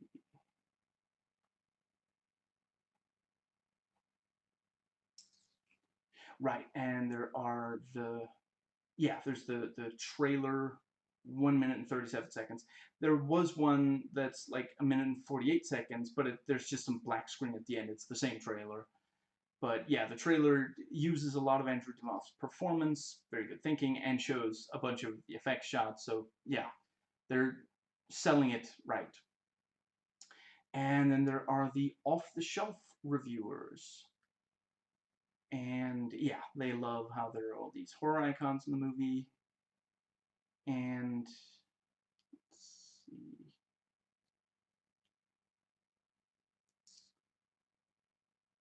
Yeah, they're frustrated how much time is devoted to Alex screaming when the gin makes people suffer. They love that there are no cops coming to help her at the end of the horror movie. That's a really good point. That yeah, I love that nobody saves her. She saves her damn self. You know, yeah, and yeah, they don't like that there's a jump scare every 5 minutes. And yeah, so the DVD, I have the bare bones DVD, so it's got the trailer, which is the same as online, but yeah, if the DVD came out in 1997, excuse me, you know, at the time, I'm not sure that you could so easily find the trailer online for free. And it also has filmography for, you know, I don't think it was for very many of the. I'm afraid I didn't write down who it was for, but you know, took 6 minutes to read. It was a good read. I don't really have any comments for it. And holy crap. Okay, but we got to the final section, and I'm not sure you watching, you already know if the final section is going to be long by looking at how much is left of the video. But as I record this, do not know. Critic sites, IMDb, and Wikipedia. There. But there's not, excuse me, a lot of stuff that I marked as stuff that I should bring up. So maybe it won't take forever. Now, let's see.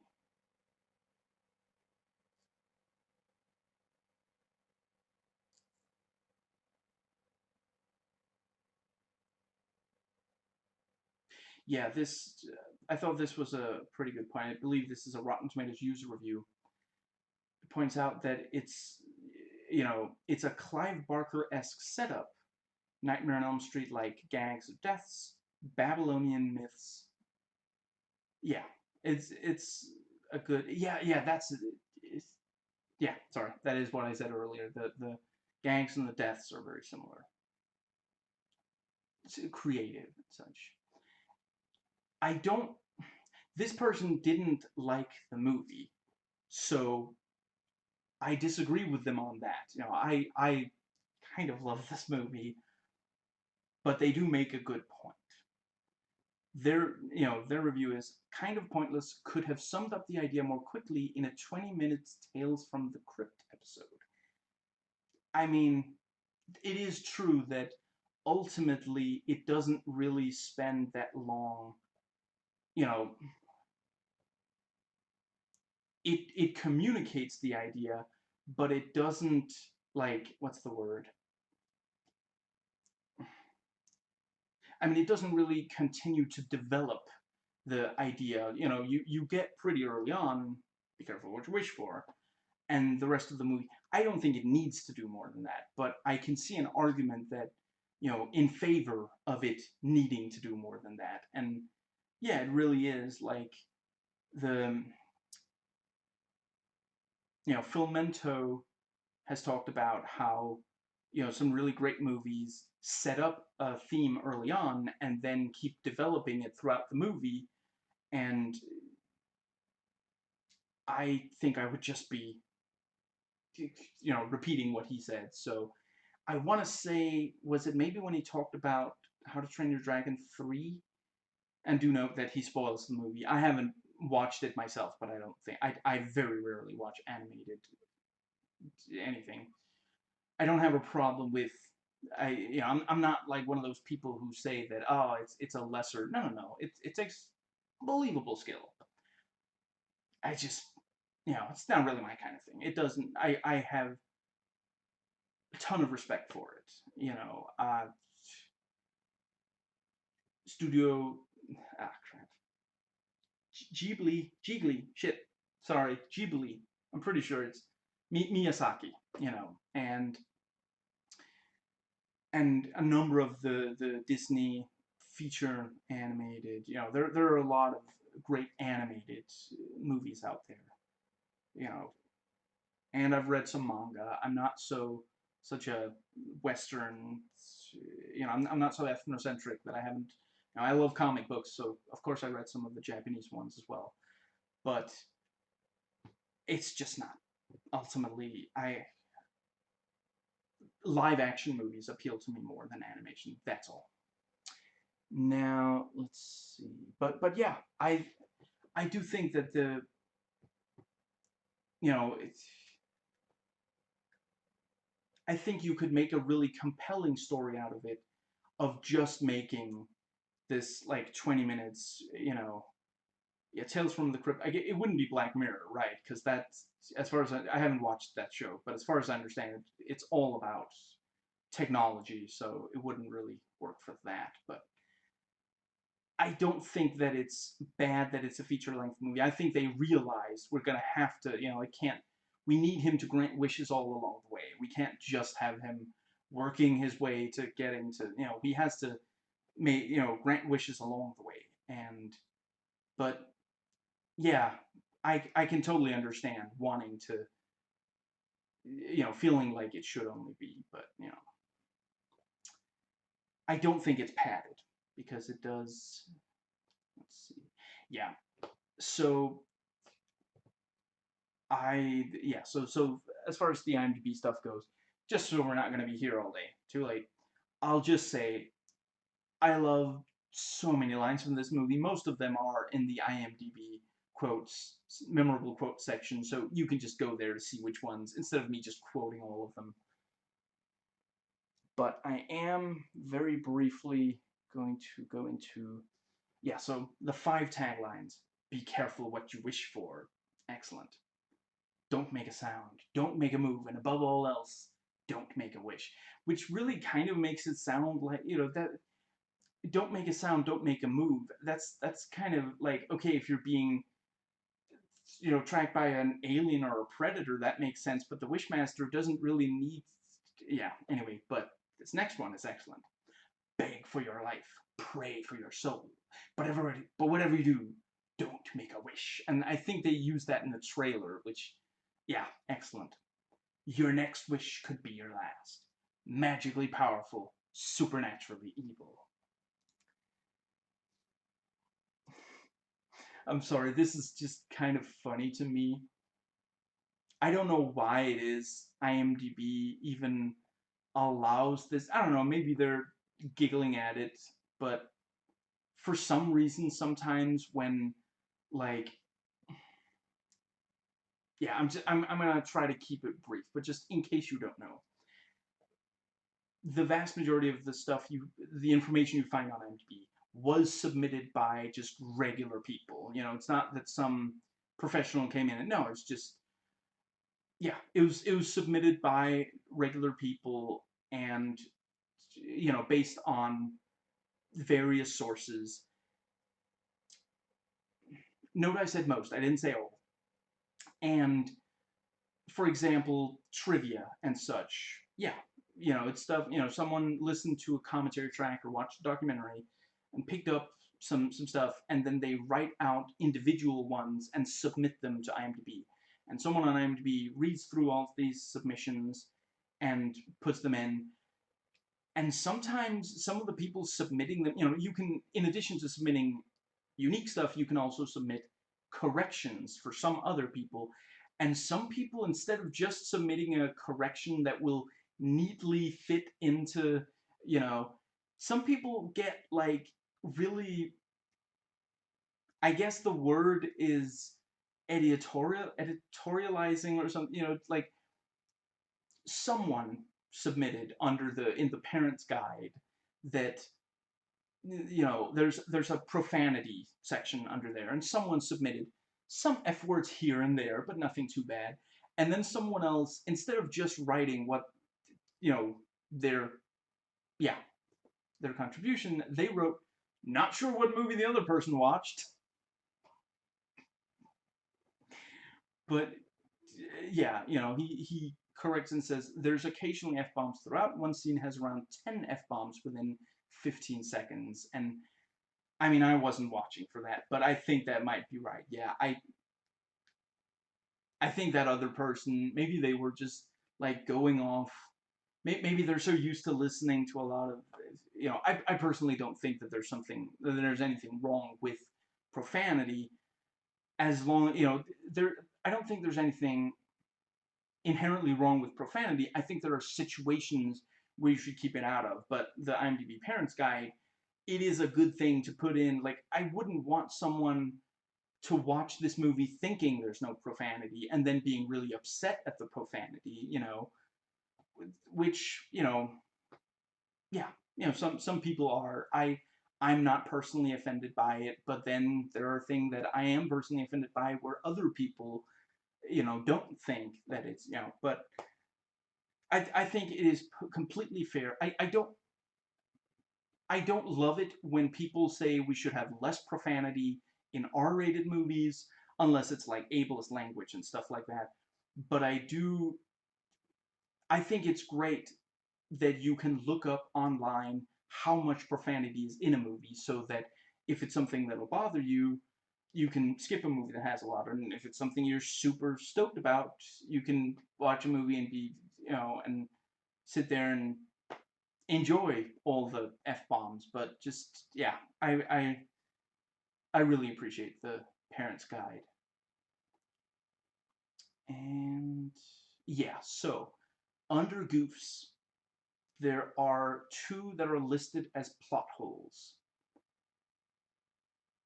So yeah, I'm gonna start by reading the two. Merit makes two wishes: for a statue to become more valuable and for money, both of which the Jinn grants. However, with the exception of the Waker, the Jinn can only grant one wish per person. That's one of them. And the second one is, when the security guard orders the Jinn to leave, he goes away with discontent. But then the guard says that he would love to see how Jinn would go through him.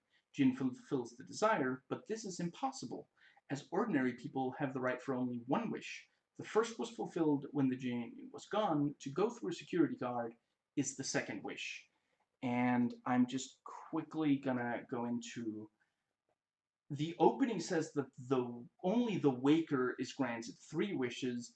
I'm not sure we're ever told that anybody else can get only one wish. The I agree that only, for sure, the opening says only the Waker is granted three. That doesn't mean that everybody else is limited to one. It might be that everyone else is limited to a maximum of two. It's just that most of the time, the first wish means, a lot of the time, the first wish leads to the death of the person making the wish. And a few times, it's that the person making the wish runs away scared, or is otherwise, not in a position to make a second wish. But yeah, I'm not sure we're ever told anybody else other than the Waker can only get one wish. I realize that in at least one of the sequels, it is stated outright that it is only one wish per person, but several things in this movie are disregarded by those, so I don't consider anything they say is canon to be, well, canon for this movie. Let's see. Yeah, I think the limit is a maximum of two wishes. He just only needs one wish for you, to get your soul. And let's see. Yeah, you know, a lot of the wishes kill the person making a wish, and a few of them, you know, yeah, the bum survives his first wish, the cop survives his first wish, but the bum is, you know, yeah, neither of them are going to make a second wish of the jinn, you know. Now, let's see.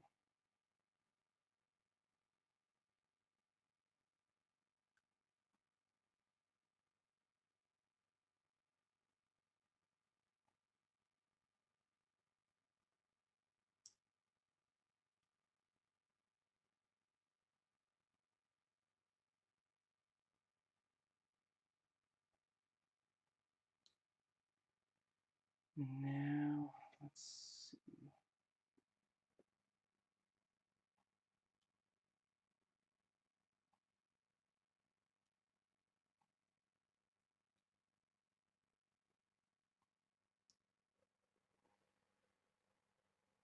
And I guess,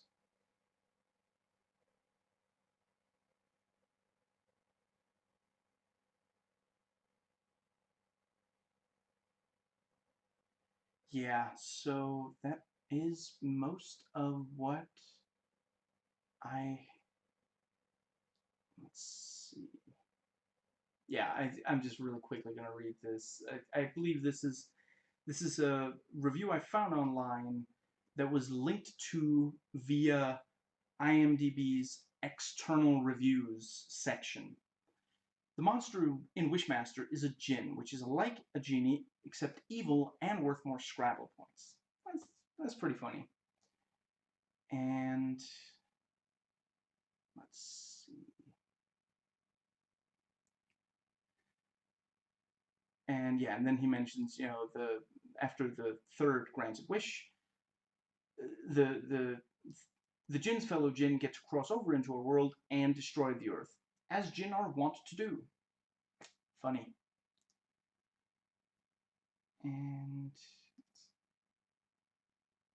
And I don't, you know, I don't know if this following bit is an actual criticism of the movie or it's just a joke.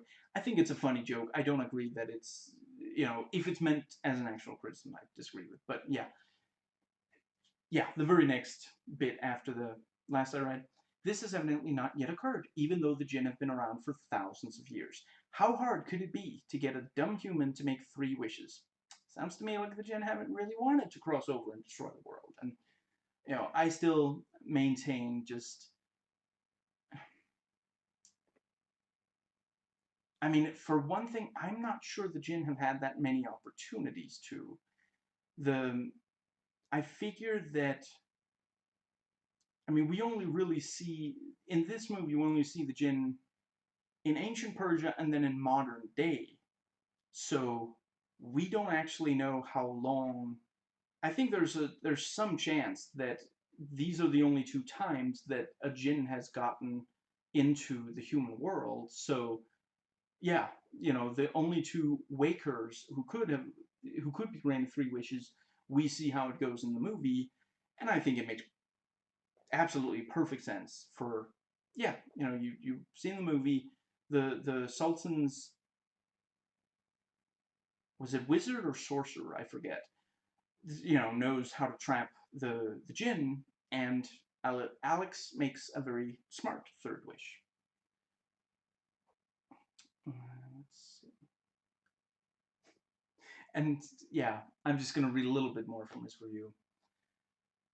They almost accomplish it in the movie's opening scene, though, set in old-timey Persia.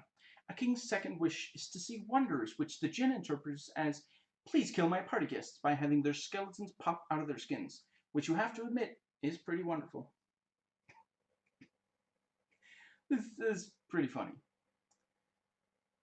Before the king can utter his third wish, presumably more articulately and sorry, articulately and specifically than before, his royal sorcerer imprisons the jinn in a magic gemstone, as one does. Now, let's see.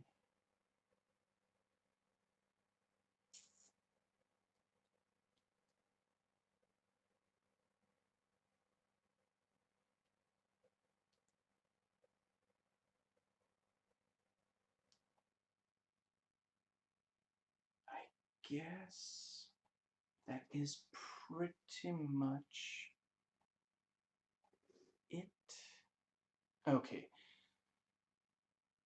that was the main ones, and then I have some from, so the following are all from IMDb's user reviews.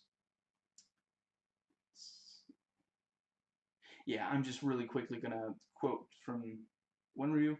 As for the sequels, what sequels? Stick to the original and you can't go wrong.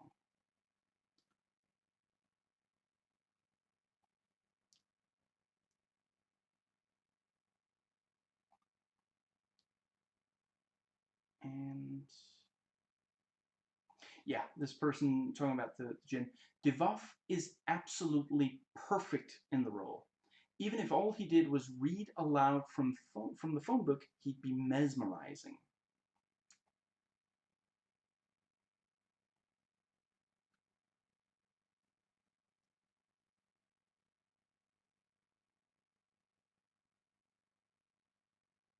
Yeah, and this is a really good point. Admittedly, this movie comes from the early days of CGI and has some off-putting moments because of it.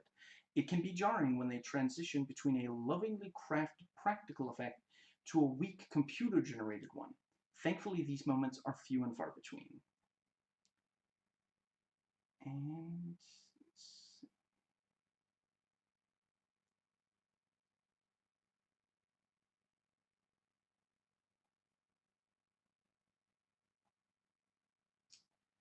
I guess that is about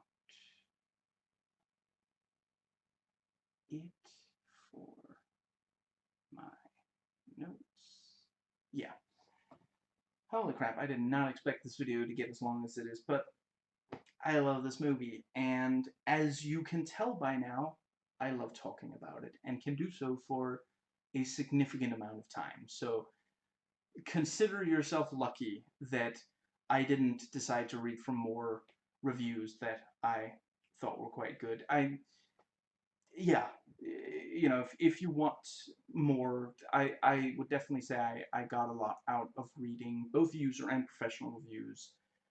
You know, Rotten Tomatoes, Metacritic, IMDb, and the ones that IMDb, the ones linked to on the IMDb external links section, but yeah, I really, really enjoyed Devoff's performance and the level of logic and just careful writing in this, where they really don't, they really are very careful about making sure that both the Jin and Alex have something active to do, so that we're not just waiting for, again, I love horror movies, but sometimes you can tell that we are really just waiting for the next time someone dies or the next scary thing to happen. Not every movie has to be like plot driven or character driven. Some movies, it works well that there isn't, you know, excuse me, some movies don't need a lot of focus. Some movies, don't have a lot of active characters and such and still work really well. But I do think that for a lot of them, it needs, you need active characters, you need characters who care about what's going to happen and make an active effort to make sure that whatever happens is good. It's yeah. And let's see, I guess I have pretty much said everything that I wanted to. So yeah, I'm really glad that I was going to do this anyway, even if, you know, it's not just that I suddenly realized, oh hey, it's October and people like doing horror movie reviews in October. this was a little down on the list, which, I mean,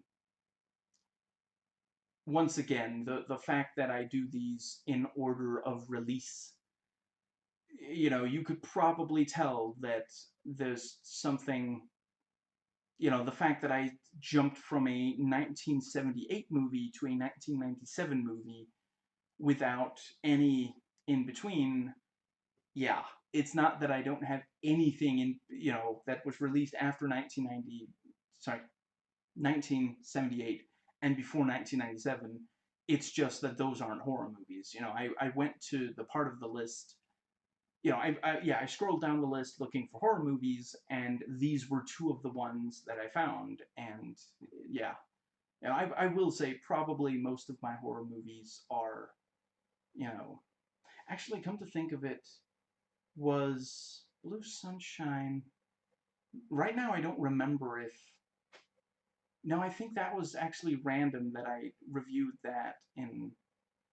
Yeah, I'm not 100% certain, but I think that it may have been random that I happened to review that in October, which I'm pretty sure I reviewed it after the start of October. But yeah, let's see. That leaves.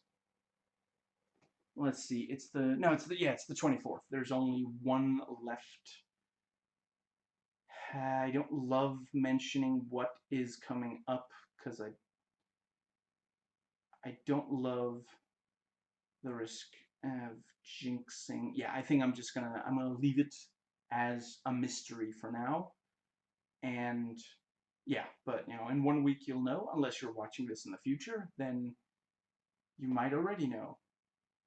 And yeah, but I really love this movie, and I would love to see a reboot, or at least, or maybe a spiritual successor or something. But yeah, I refuse to believe. I've realized that apparently the Hellraiser sequels, I mean, they're not all equally bad, but after the second one, they they are mostly bad. As far as I understand, after the second movie, there isn't a single good movie. It's just that some of them are like, well, I guess I've seen worse, and some of them are garbage fires. I refuse to believe that you cannot make a solid movie out of a supernatural being who wants to give us what we secretly desire in a cruel way. I'm sure great movies can still be made from it, even if the last time it happened was, you know, was there a thing in the 80s? No, it was probably just that effects had evolved to that point, and moviegoers were ready for a lot of really creative gore by then. It's probably that. I don't think it's that just you could only do it in the 80s. But I mean, the 80s, you've got Freddy, you've got Hellraiser, a lot of really creative, the moment that you go past, although, yeah, in the 90s you have this, I think maybe the second movie is like also in the 90s, but the other ones are early 2000s, which just, I think there might be like a few, right, sorry, oh wow, I cannot believe I almost closed the video on the note that I can't think of a good early 2000s horror movie without mentioning that obviously the American remake of The Ring is incredible. And I want to say the YouTuber is called Deep Focus Lens also just did a video on it, and she also talked about how much she loves it, and just yeah, I she does give away some spoilers, but she made an absolutely excellent video on it, and yeah, but that is a psychological horror film more than I think in the 90s and early 2000s there was a problem with restraint, and I'm not saying that there was no such problem in the 80s. I think in part it's because it now in the 90s it was entirely possible to go completely wild with just a ton of these, just one after the other of, like, for example, gore effects and on-screen kills and such, where, in the 80s, yeah, you could do this stuff, but you couldn't go completely, far out there with it the way you could in the 90s and early 2000s. And because they made movies like that in the, yeah, 90s and early 2000s, they didn't really get good at just making a good movie. It became all about the, yeah, it got too out of hand, and because of that, eventually, even the people who loved some of those movies eventually stopped going to more of them.